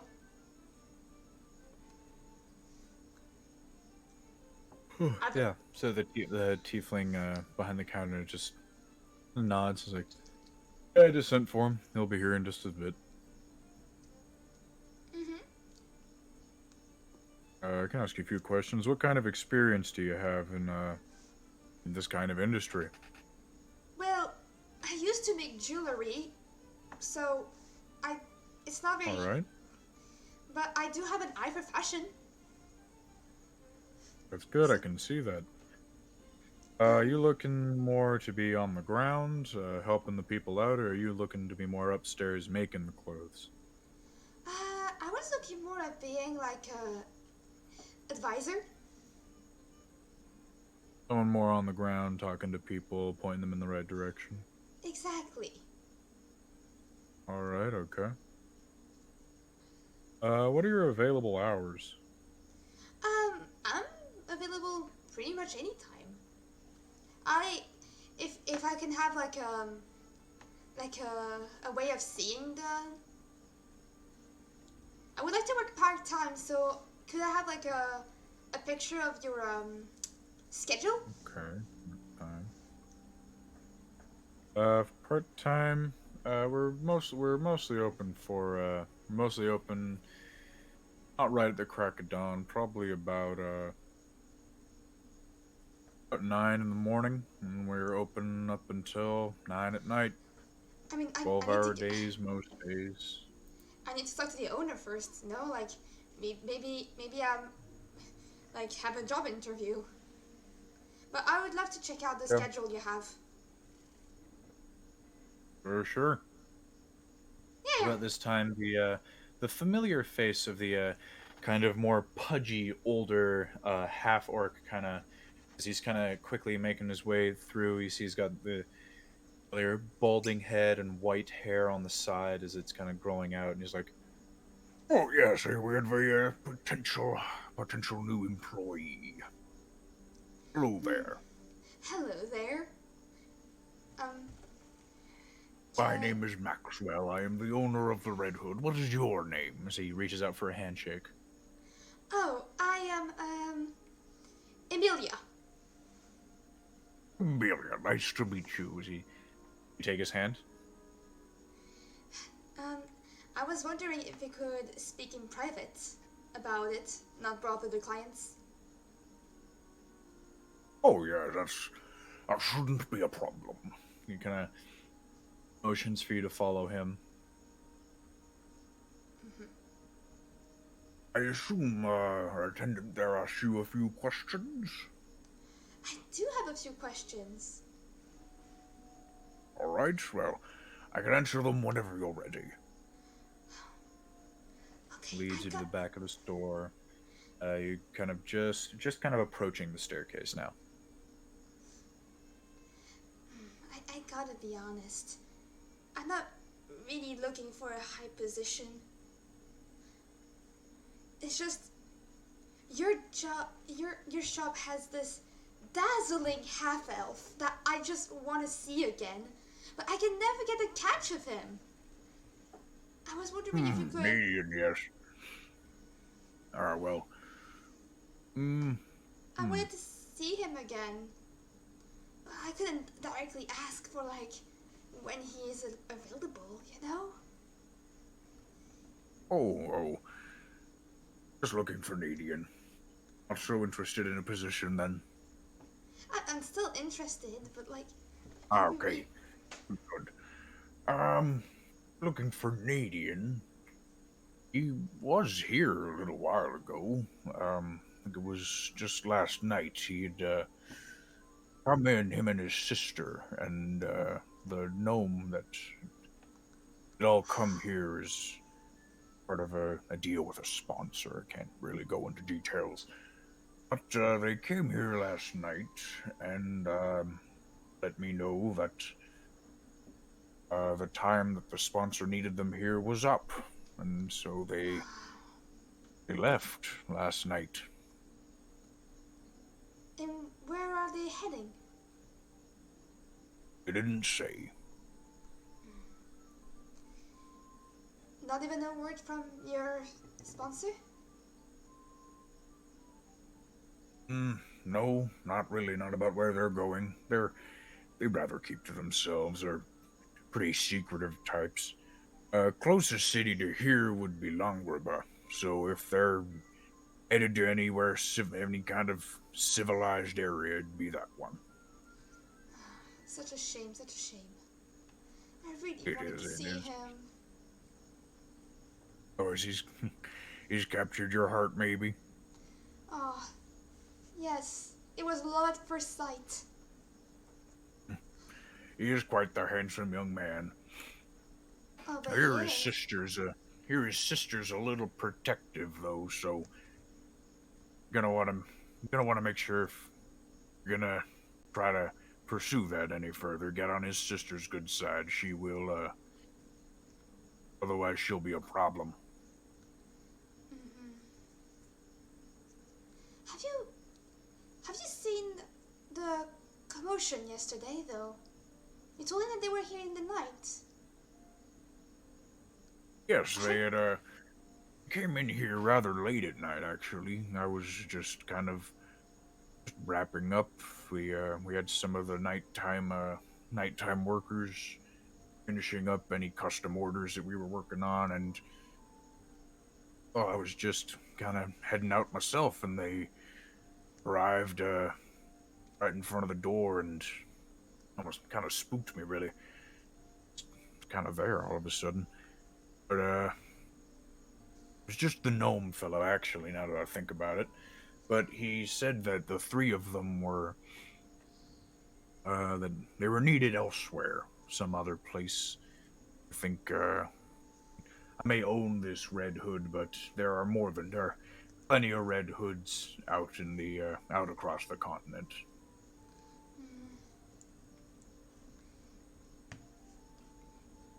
Don't you find it kind of weird how they left right after the explosion in the entertainment district? There was some word about that. I don't know if, yeah. I hadn't thought to ask. It was, isn't it an explosion? I thought it was more of a jet of fire. There was definitely scorch marks, but it didn't seem like any of the buildings were damaged, so that's good. Do you want me to let you in on a secret?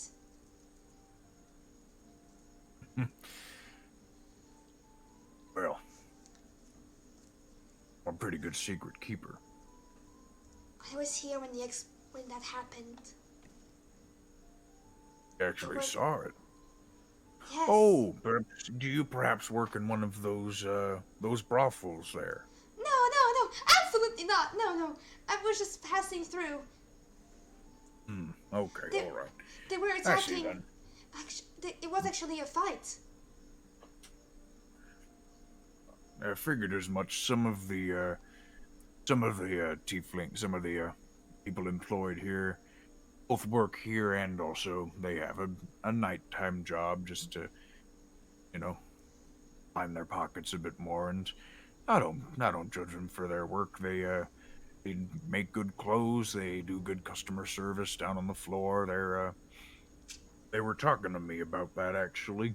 There was two people in strange cloaks, and it all kind of ran rather quickly. But there was some gnomish fellow I'd heard about, or maybe a halfling. I'm not sure. Yeah, There was a shorter fellow mentioned at the scene, and they attacked some group of ragtag adventurer types. Yeah, I saw them more in detail. It was, there was a lady that was all dressed in pink. There was a tiefling that looked really weird, and there was like a little bird child.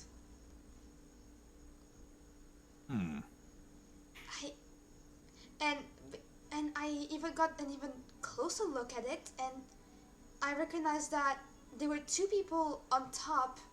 There was a gnome, but then there was two people on top, and I recognized it to be half-elves. Like, don't you find it like kind of a strange coincidence?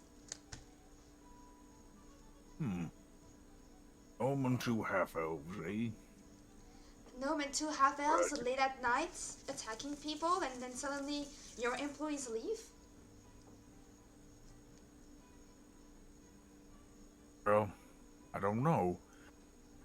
I don't usually ask many questions. They showed up not too long ago, and then worked here for a little while. They were, I think, the Canadian's sister had to go out on some kind of other job for the sponsor, and then he was back here a little while later, and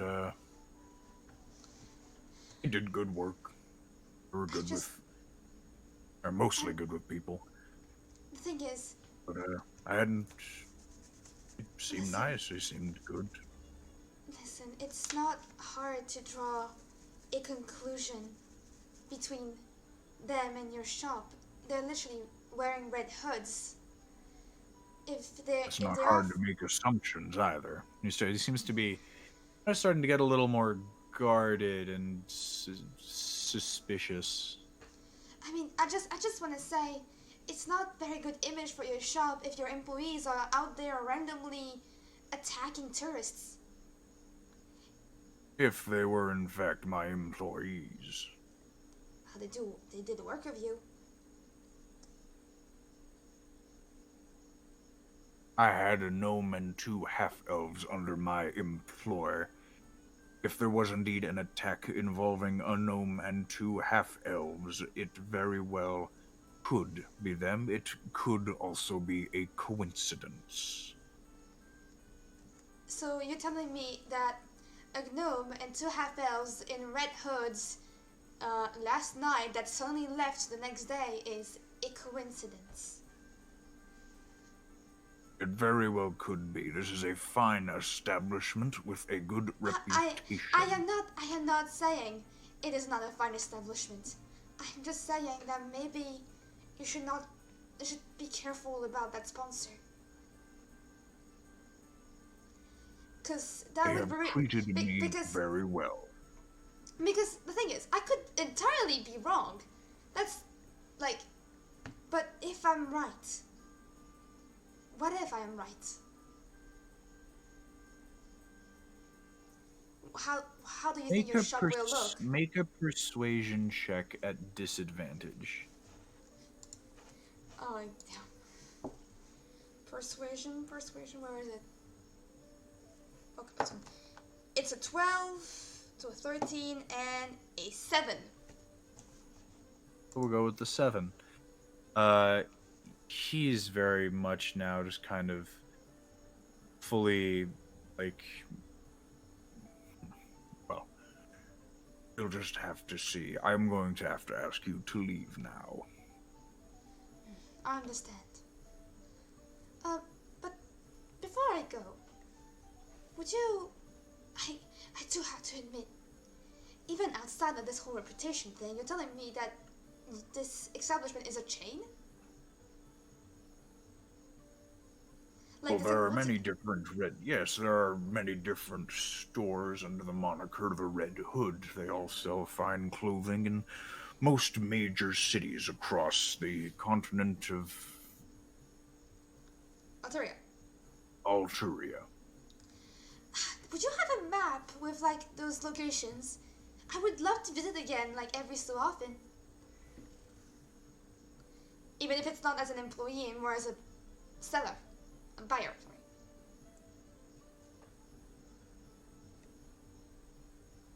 sorry. He looks a little confused now as the tone is kind of shifted. He's like, I don't have a map with every location marked, no, but if you have any major cities on our continent, most of them, if not all of them, will have a Red Hood. Okay, thank you very much. I'm glad we have this chat, but please, take that into consideration for your safety and your shops, if you really like this shop. Thank you for your concern. We will take your application into consideration, and if you are brought on, we will send someone to find you. I take that as a no.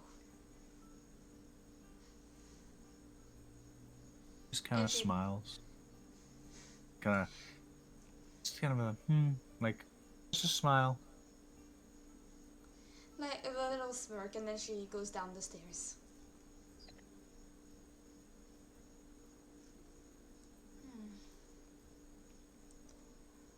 That's unfortunate. Like she goes down the stairs, like she walks, and she goes to get you. Like, that's unfortunate.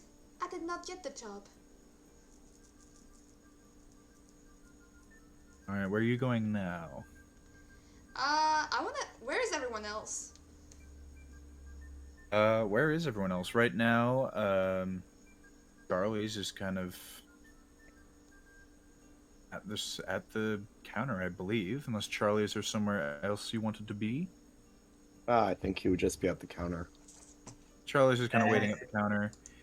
And I'm looking for clothes. Yeah, Psilocin is just kind of going through the aisles looking at clothes. As you were looking around Psilocin, there was a male half-orc that has noticed your look and is kind of helping you look around, talking about what kind of clothes are, like how they look, what kind of ones are really good for the weather, what kind of ones are light and easy to move in. Can I cast a spell? You can certainly try. What spell are you casting? Detect evil and good.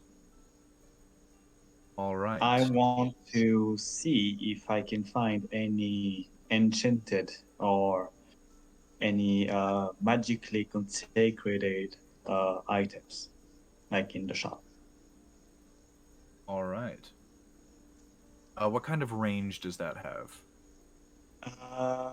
30 feet in a sphere.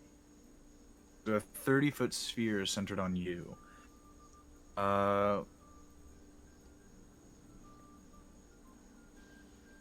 Detect good and evil, or detect... Yeah, so as you kind of make a sleight of hand check to try to be stealthy with your spell casting.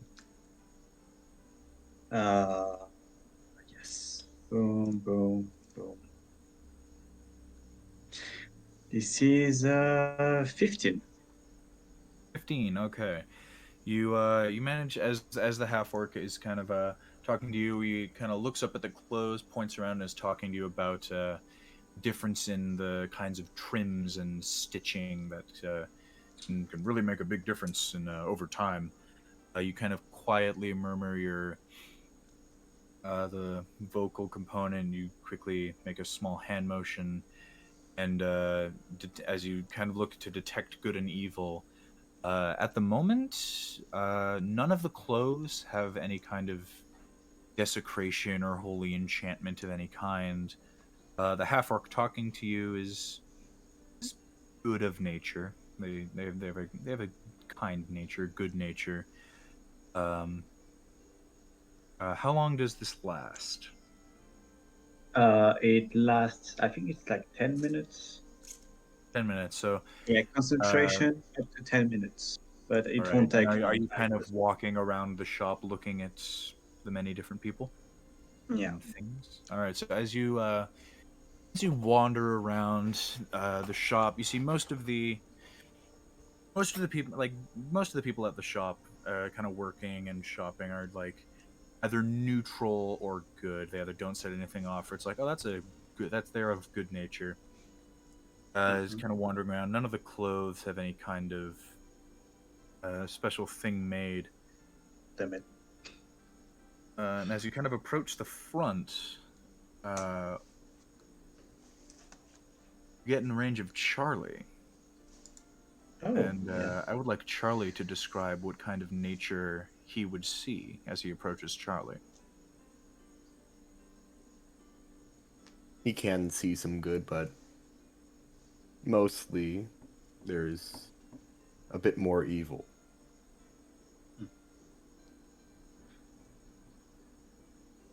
It's a very, very odd. You've never seen something quite like this before, where Sort of conflict. most of the between- body of Charlie has good in it, but in kind of the middle, all the way down the torso, like a horrid, enormous scar ripping open the chest and the stomach all the way down. There is just a intense evil aura emanating from that space. But the rest of him appears to be good in nature. This is a very bizarre thing you've never seen before. A sort of conflicting between good and evil. Interesting. Can I walk back to the half orc that was talking to me and ask him if he can help me finding a new cloak? Yeah, as you've been walking around, the half-orc has been talking to you and pointing out different clothes, so he's still there. So as you kind of ask about the cloak, he brings you over to a rather large section of cloaks. That's given that it is more northern, there are many cloaks available. So you Nice. can see various some warmer, some just for coverage from the sun, some for just to look nice. But you find a decent cloak with a lot of protection against weather, and it should keep you warm. Maybe not the warmest cloak there is, but it has definitely has some. It's good for rough weather. And having lived on the continent for a while, especially up in the northern parts, you have heard at least that the weather can get pretty dicey. Yeah. All right.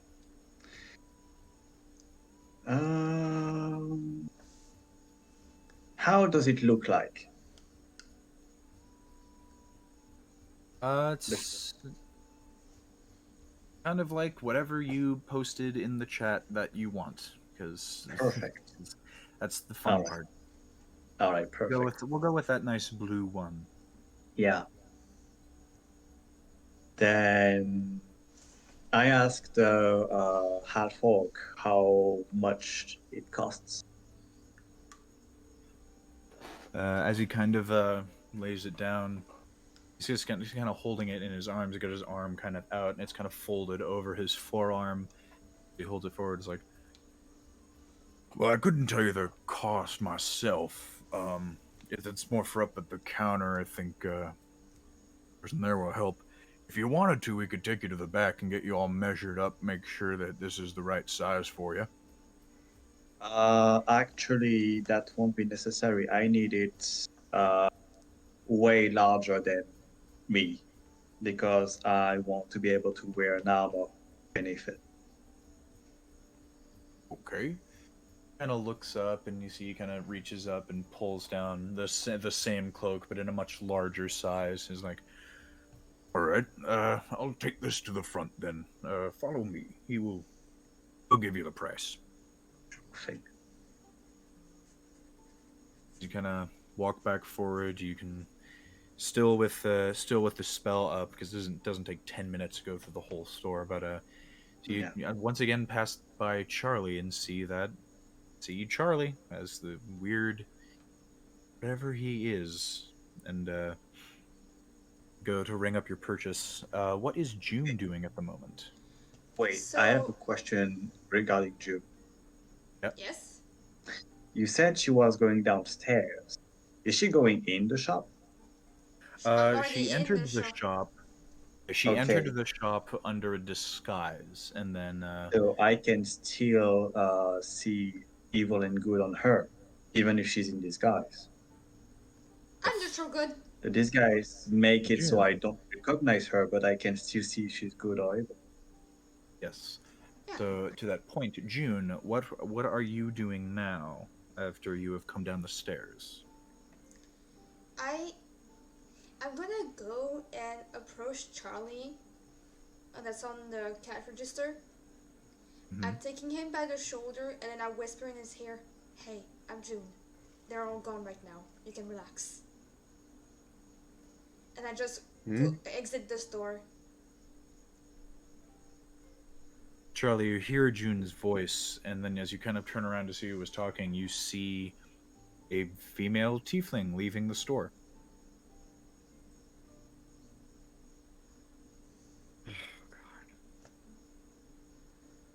And and then as soon as she leaves the store, she fucking runs for the little same hidden area and undoes the spell. It's like regular June now. Oh, I missed the pink. And then she comes back to the shop like nothing happened. Hey, Charlie! Did you pick up the clothes yet? Hey? No, not yet. Oh, well, hi! I was here yesterday for some clothing, personalization. Can I pick them up? Yes. Under what name would that be? That would be June Riprys. All right. Looks over, takes a couple cards out, and flips through them. Ah, June. Yep, that's me. So he kind of takes the cards, like, you paid for a custom-made winter set in pink, you paid for a suit, and you paid for 2 purple cloak things. Just give me a moment. He kind of takes the few cards and just comes out from behind the counter and looks like he's heading towards the back. I'm gonna have Psilocin and June roll a d20. Add nothing. All right. Okay. It's a 15. 7. Okay. 7. I'm so happy my dice let me do this. Psilocin, during your kind of wandering around, you did see the you did see the female tiefling kind of wander, but you didn't get close enough to detect her good or evil. Damn it. But as you also kind of approach front, you see June, and as you get closer, you can see that she's giving off a good aura. All right.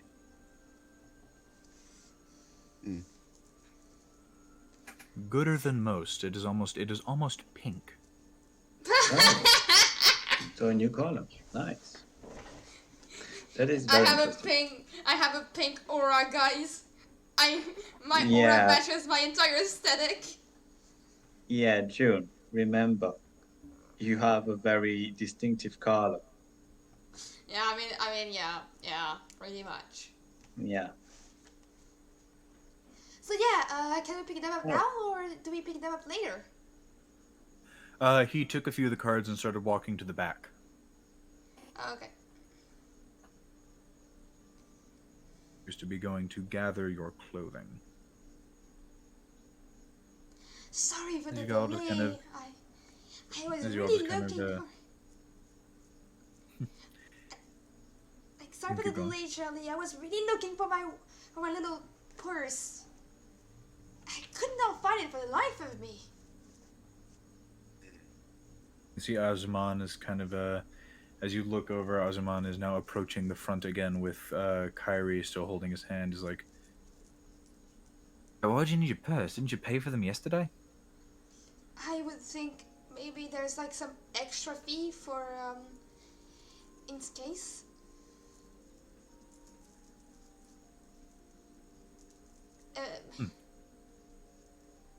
Guess Maybe so. something I've was a never, bit never had hard. that here. I don't know. I just assumed that maybe there could be some extra fee, and in case maybe someone found something nice and wanted to buy it. I guess so.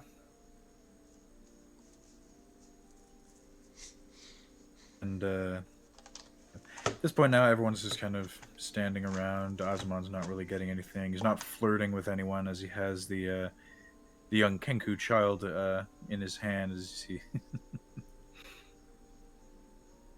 was kind of So, standing there, waiting there. your sister has a special someone? Yeah, Ari. She's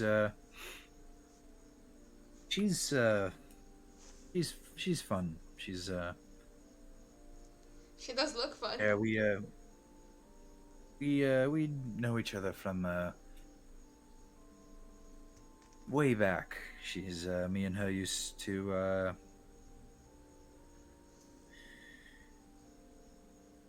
used to come be on. a thing. Ah, so she's your ex. Yeah. She If I can't get the brother, I'm gonna get his sister.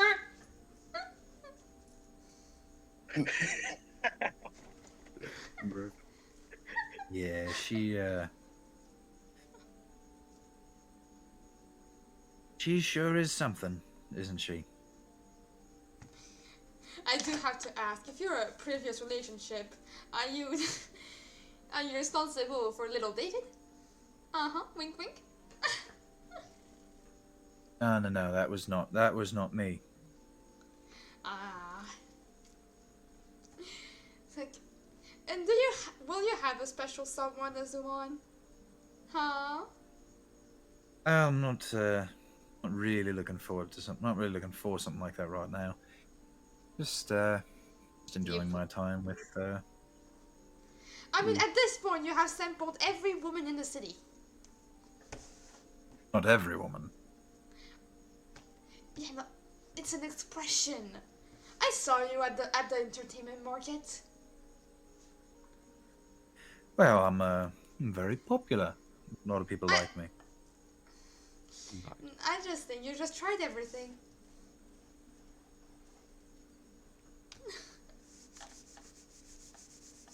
Come on, there is no person that makes your heart go boom. Not a single one. I haven't met someone like that yet. That's a shame. Love is beautiful. I'm sure it is. Better than being a playboy. I don't know. I like the freedom. I need the freedom right now. Still young. Yeah. Still got a lot of How my life old are ahead. you? How old are you actually? And leans in, is like, it's a trade secret there, love. Oh, come on. You can't possibly be older than me. But now he kind of turns his head and sees that the half-orc, or the tiefling man, is coming back with a number of folded clothes. Like, hey there! Nice to see you. Hey! Tiefling kind of looks up at Ozyman, who was not there when he initially left to go get the clothes, and was like, What's up? reaches up and lays all the clothes out and is like, okay, these are all the clothes that you had paid for. 2 purple cloak vests, hooded here, done in purple, 1 pink set of winter clothing, and 1 suit. Mm. Yep. Is everything that you had ordered? I did order Yep. pants and a coat. That's part of the winter set. Oh, okay. I think that's about it. Hey, Silo, you done? What? Tyler was right next to you, holding his new cloak that he found. I look Okay. at June in a very awkward look, like I was here all along. Sorry, I didn't see you. Anyway, yep, that'll be it. All right, here's all your stuff. This is already paid for, so here you go.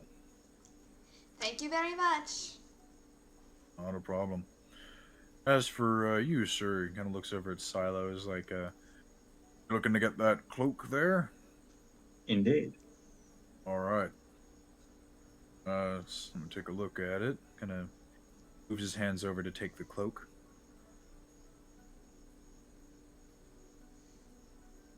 Puts it over the counter, looks over it. Like,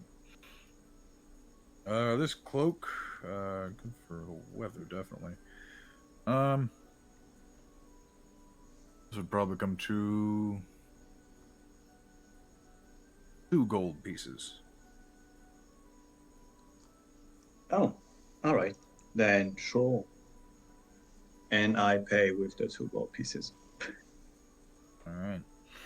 And after 2 gold, he takes those, folds the cloak up nicely, and kind of drapes it over his arm as he takes 2 gold, reaches under the counter to put it in some kind of.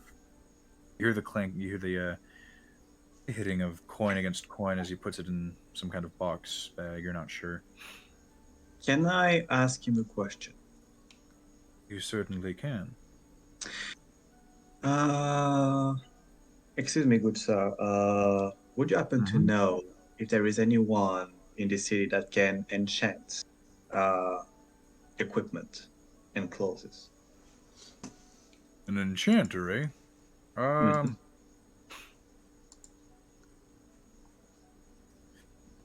What kind of enchantment?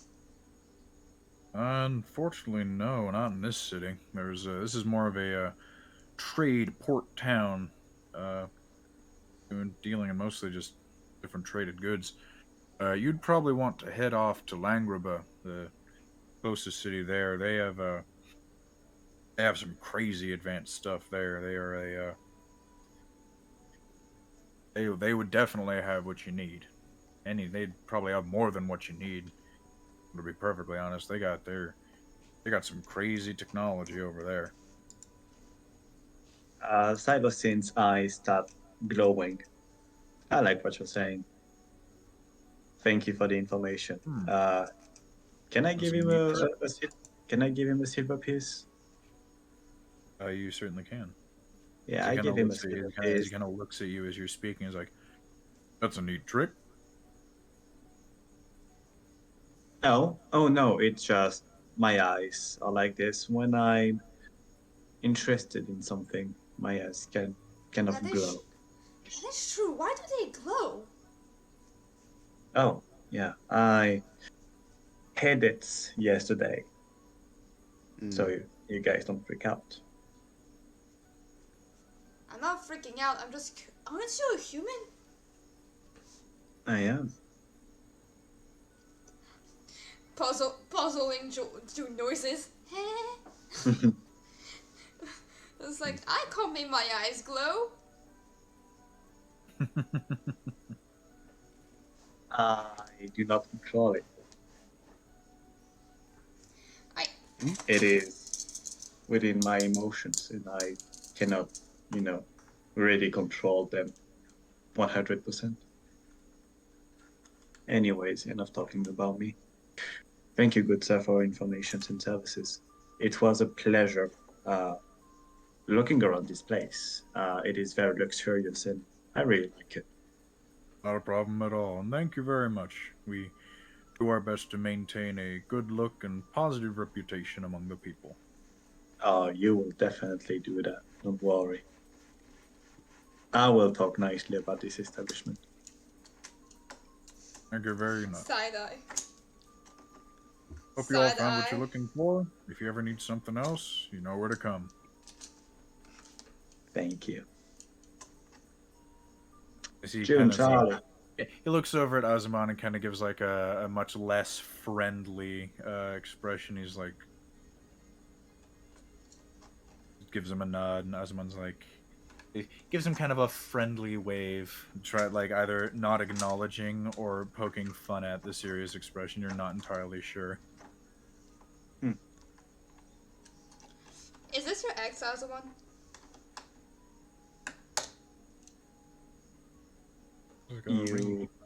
You might cut. Fuck. Anywho, so I just elbow us as like, you all, is this your ex? Azuman kind of looks at him, and is like, but we did hook up once. Ooh, I guess it didn't go well. Oh well for What? me. What is happening? As you all exit the store among this new gossip, let's move back over to Rypris. What has Rypris been doing this time?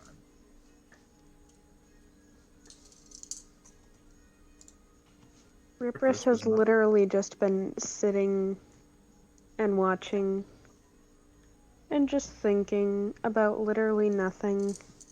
Alright, well, as you have been kind of observing the group, feeling your feelings, you did see June kind of just run off into a small alley. You saw a blue-skinned tiefling girl walk out, walk in. A little while later, you saw her walk out, go back in the same alley, and then June walked out of the alley.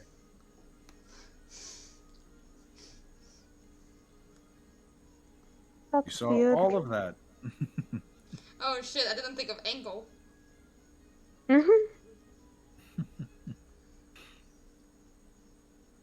Rypris just kind of chalks that up to one weird thing for the day.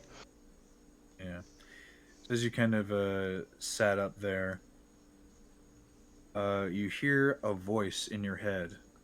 Hey there, Rypris.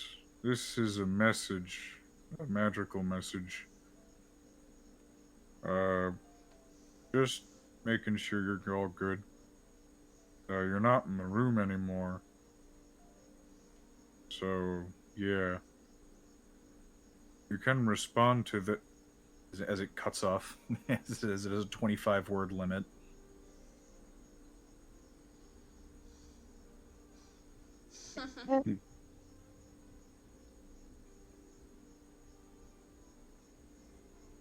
Do you respond? That is the response. Just, what?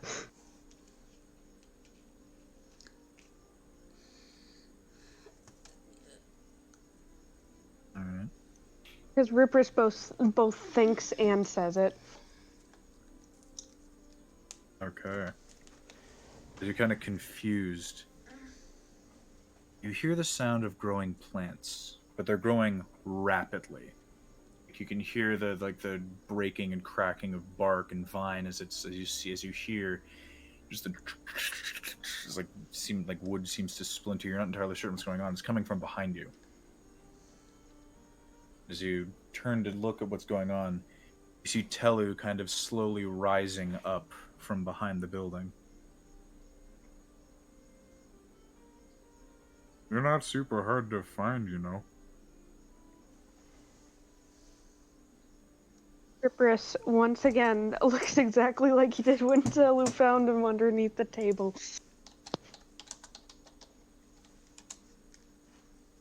And like, oh. He just does the same smile as he kind of walks up. Yeah, I saw Dampf and Indy heading to the room you were at. I I wasn't sure what kind of conversation you had, but they said you needed some time. Looked in to see if how you were doing, and you just weren't there anymore. Sorry. Oh, it's okay. I understand you're kind of going through a lot right now. Of what? All about Cairi. Thinking about what's gonna happen. I don't want to think about.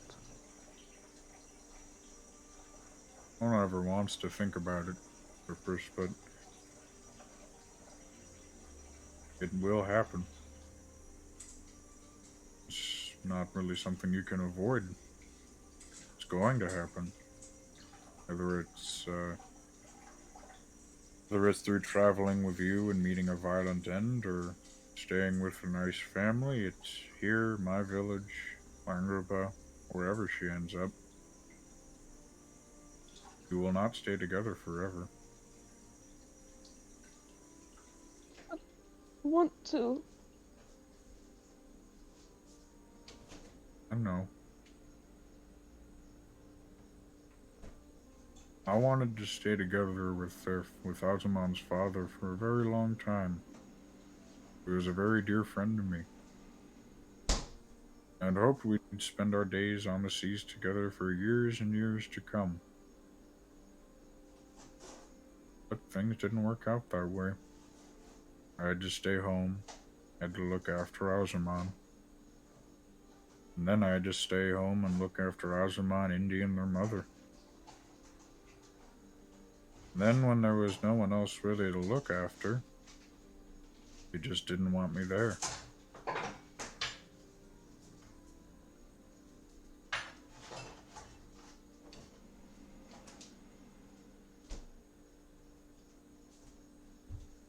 You never left.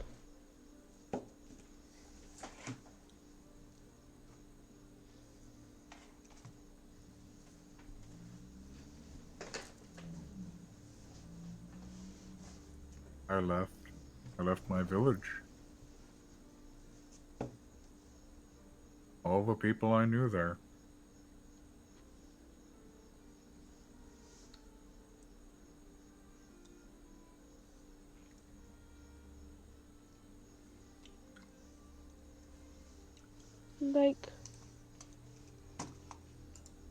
Like I left parents when died. Well, if your parents died, you didn't leave them. Rypris looks at him a little confused.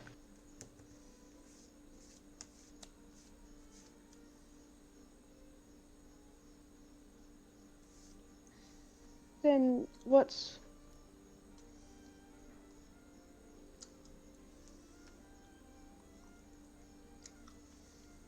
You may have left where they were, but if they died, then they were gone already.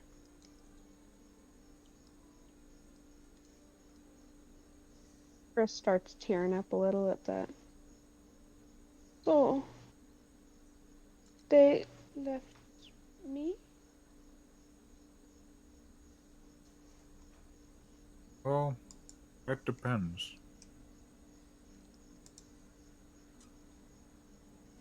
If they just kind of... Depends on how they died, really.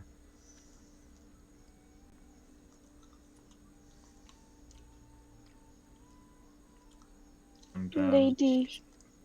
Passage of time. Sometimes other people take them away. Lady took.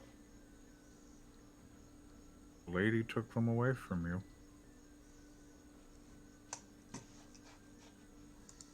Your parents were killed.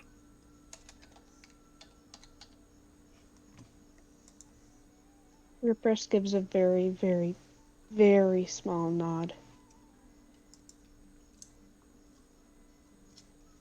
In that case, They didn't leave you. They were taken away. And they're gone. Can't get back.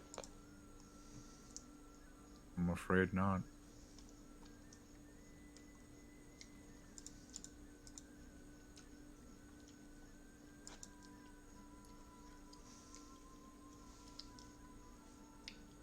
I'm sorry.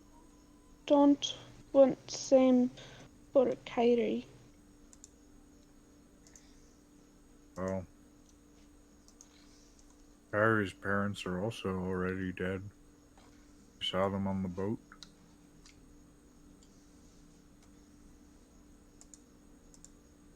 Yes, but to be alone.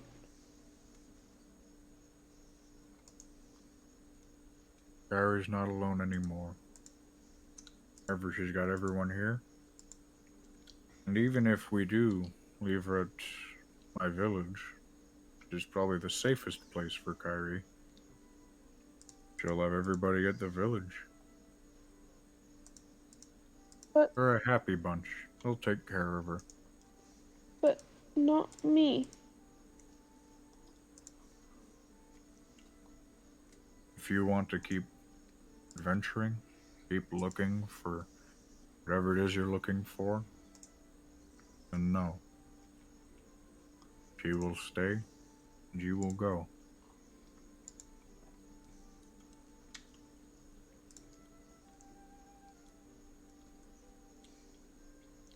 I don't want to leave Cairi.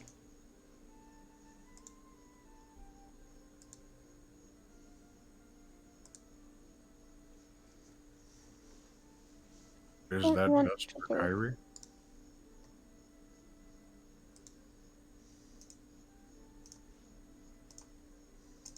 Don't know best. Never best.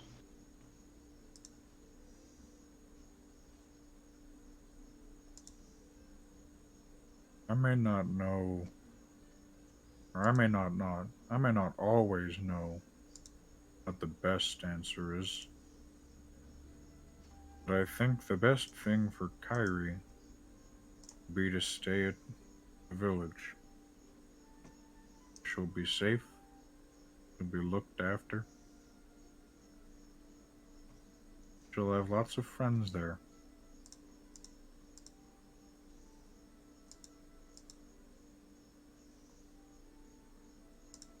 I'll miss her. Yeah, I'll miss her too.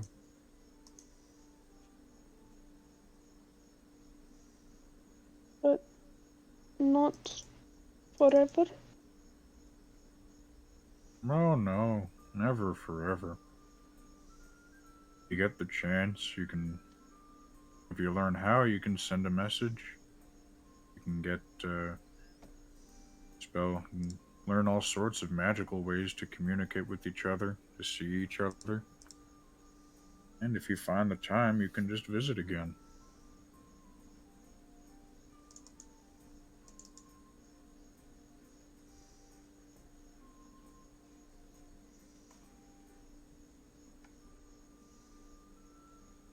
What if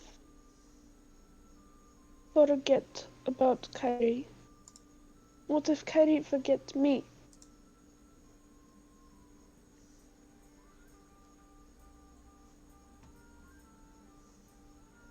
Do you think you'll forget about Cairi?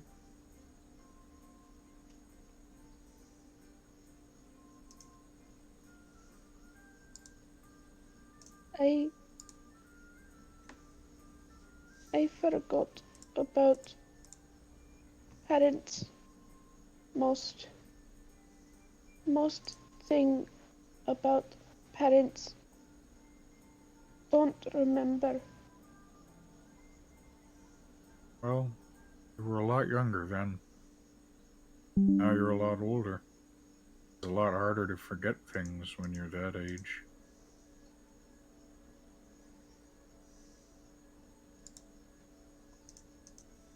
You won't forget. I know it.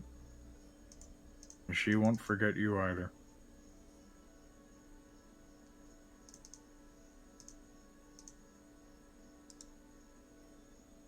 Oh, you know.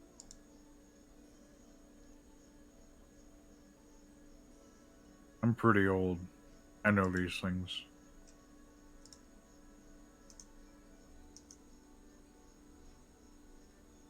How old?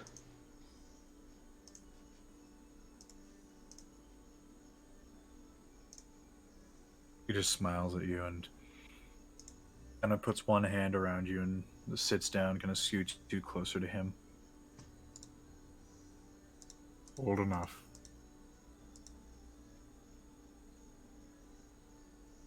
How old is old enough?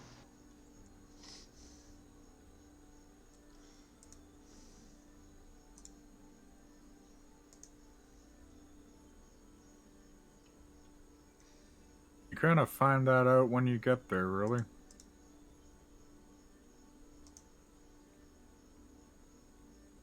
It's different for everyone, I guess.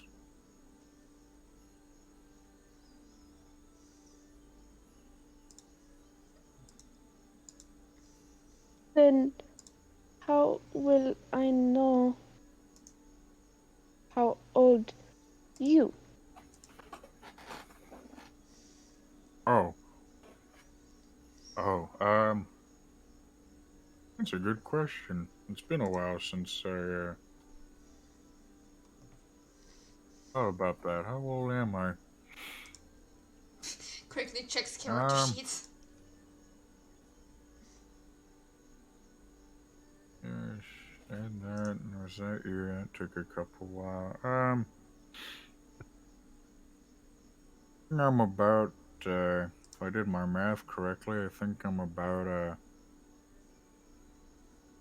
223.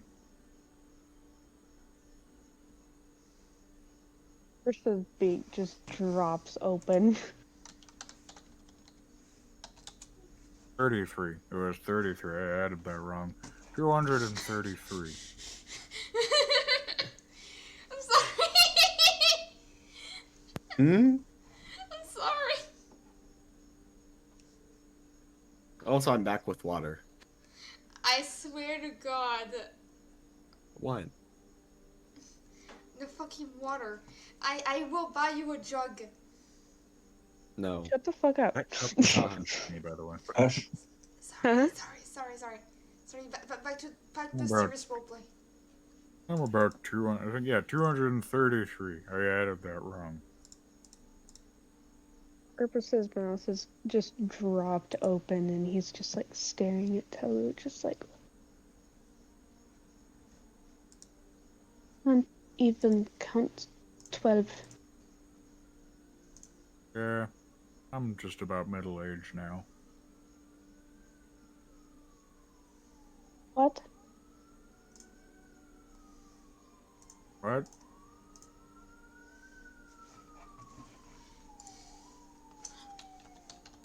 You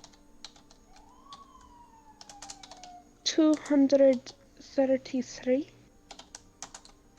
Yeah. Middle age. Oh, yeah, there were some elders in my village when I was still there that were, just at the right cusp of, 503. They were getting really old, though. I think they probably passed away by now.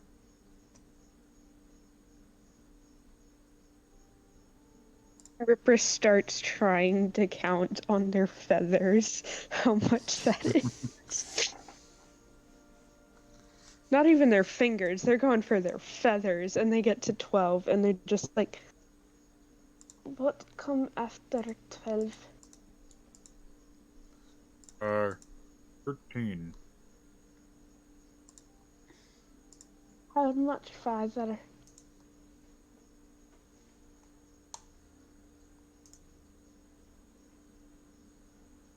How much further until what? Your age. Oh, you're definitely not gonna live up to my age there, buddy. Oh. Oh. Oh yeah, no, you'll be long dead by the time I Oh no! Oh no! I'll probably be I don't know how old I'll be. But I'll definitely outlive you and everyone else here.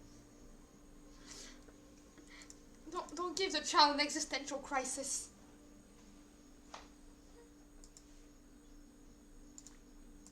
Yeah, at this point, Riprys' mouth just clamps shut and just eyes wide, just staring at Telu.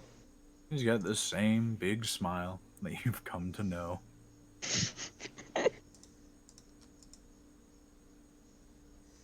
Riprys is gonna be staring for a long time.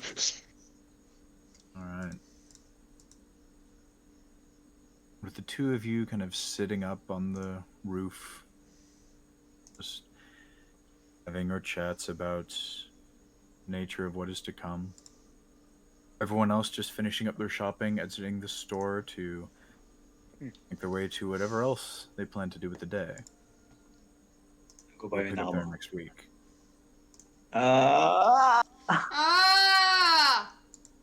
Hmm? That was a short one. That We'll was a pick up short there scene. next week. Yay. I still managed to get to do the thing I wanted to do, and that's funny. That's fun. I need to get an armor. I want the need to figure biggest out ways to armor. have I like how we Or, left off Dragon with Riprys on the roof having an existential crisis next to the smiling Telu. Next to the Imagine just 7-foot-tall furbolg, just with one hand kind of around your side as he's just looking out into the city with a huge smile on his face as you are having an existential crisis about time and death and numbers. smiling. Oh yeah, at you as he especially tells you he's numbers. Especially numbers. Oh, yeah. Smiles at you as he tells a kid he's gonna die before you. Oh, you're You all know. gonna die long before I do. Oh Who my knows? God. Maybe one of us will reach immortality, or just May- become an undead. Or Here's maybe the thing, a Kenku only lived very to strong be like will 60. goblin. Or maybe Kenku if only Anyway. lived to be like 60, so... Yeah, no, Kenku only live until like 60. If they don't die before. If they don't die before, yeah. That's very Yeah. true. And given Remember your current line of the work. saving throws. Mm. Okay, well, next time I will get my biggest armor. I wanna the biggest armor I can find. I want Psylocin to be like a fucking tank. I don't care if he's slow. He's gonna be a tank. Yeah. And hello, CK. So you joined in a little later to listen in? Yes, I left the house. I probably will go back and listen to it. Also, Orthlon, thank you for the follow. I just noticed that.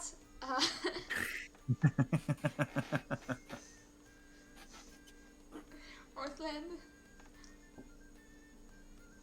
Honestly, that was fun. I got to be emotional, I got to be depressed, and I got to be existential.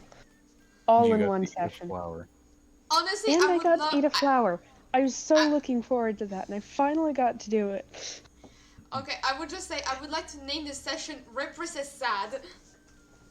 Riprys trauma. Rypris angst, the session. Why? Riprys trauma plus flower eating.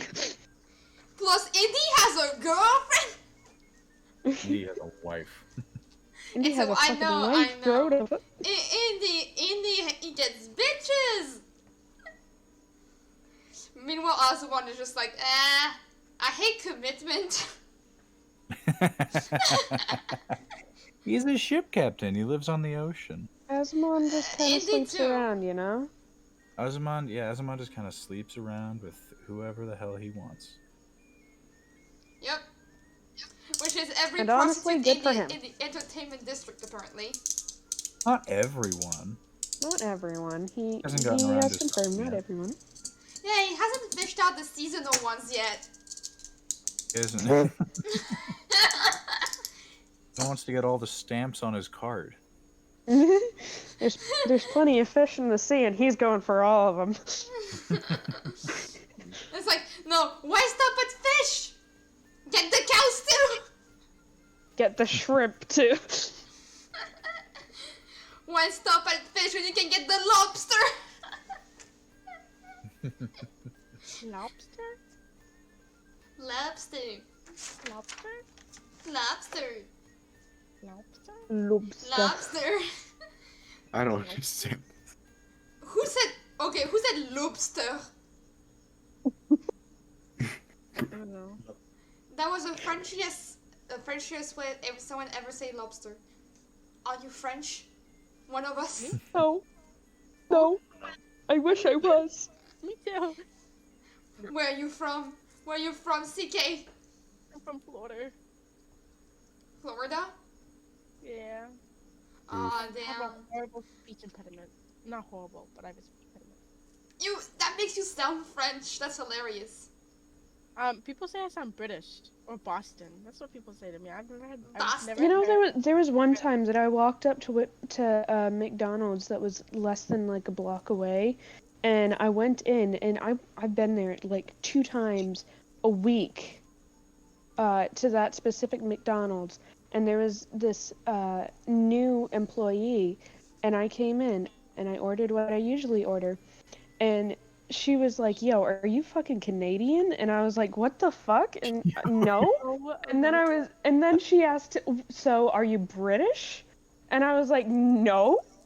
What made you think that? And she was like, "Oh, you have a slight accent." And I'm like, "Bitch, where?" Beat you where? Wow.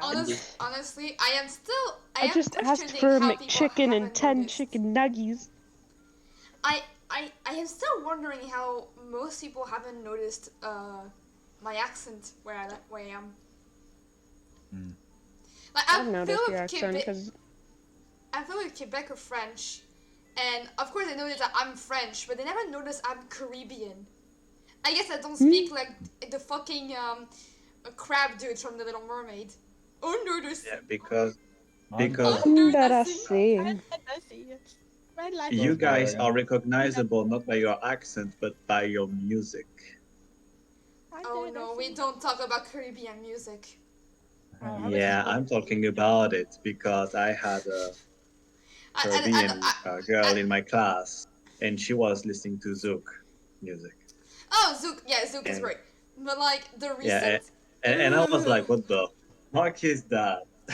I'm gonna go exist elsewhere now because I have various issues IRL with my housing and income situation. So, see ya. See ya. Wait. The thing is, Zouk is basically very sensual, high rhythm music to slow dance to. Oh yeah. Yeah, it's special. It's special. I could legit. It's like the special kids of all the music. It's something. It's like you know, when you dance Zouk, you dance like so close, you almost get uncomfortable. Hello, dragon. Hello, dragon. But then there's like the fucking Zuka Sesame Kamanuni, and that's just a vibe, man. Rest in peace.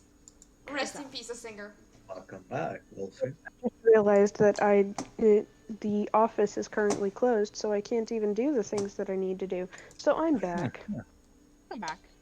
You know what? Now that I think of it, I've been awake for 18 hours. Oof. I am so Oh excited. yeah, dragon. Now here's the question. Do I drink my energy drink, or do I go the fuck to sleep? You go the fuck to sleep. You go to fuck Go to to sleep. And we'll Hey, That sounds I just- pretty unanimous. Okay. It's only midnight. Nice. Oh, it's 6 p.m. for me. I woke up at midnight. when you wake up, we'll play. I went to sleep at 4 a.m. Guess who? We're playing Sea of Thieves when I wake up. Fuck yeah. Okay, bye. I won't leave until every single one of you says goodbye. Goodbye. Good night. Bye bye. Hey, clue. Yes. During next week, like during the week, which would be cool to plan some things together, just the two of us. I have Wednesday off. Perfect. I mean, it won't take long. Yeah, Yeah, I've I'm got gonna Wednesday stream right off. now. I think I work pretty long for most of the other days, unfortunately. Yeah, Oh, it's yeah. honestly, I'm in a holiday, so your time is my time. Also, I'm off Wednesday. So I'm we can do gonna that. end stream and recording. You guys say goodbye. Goodbye, At least Clara. 3 of you Goodbye. have not Wait. said goodbye specifically to me, and I am now upsetty spaghetti. Anyways, goodbye. Bye Goodbye, bye. Wulfin. Goodbye, stream 2. Spaghetti. Bye.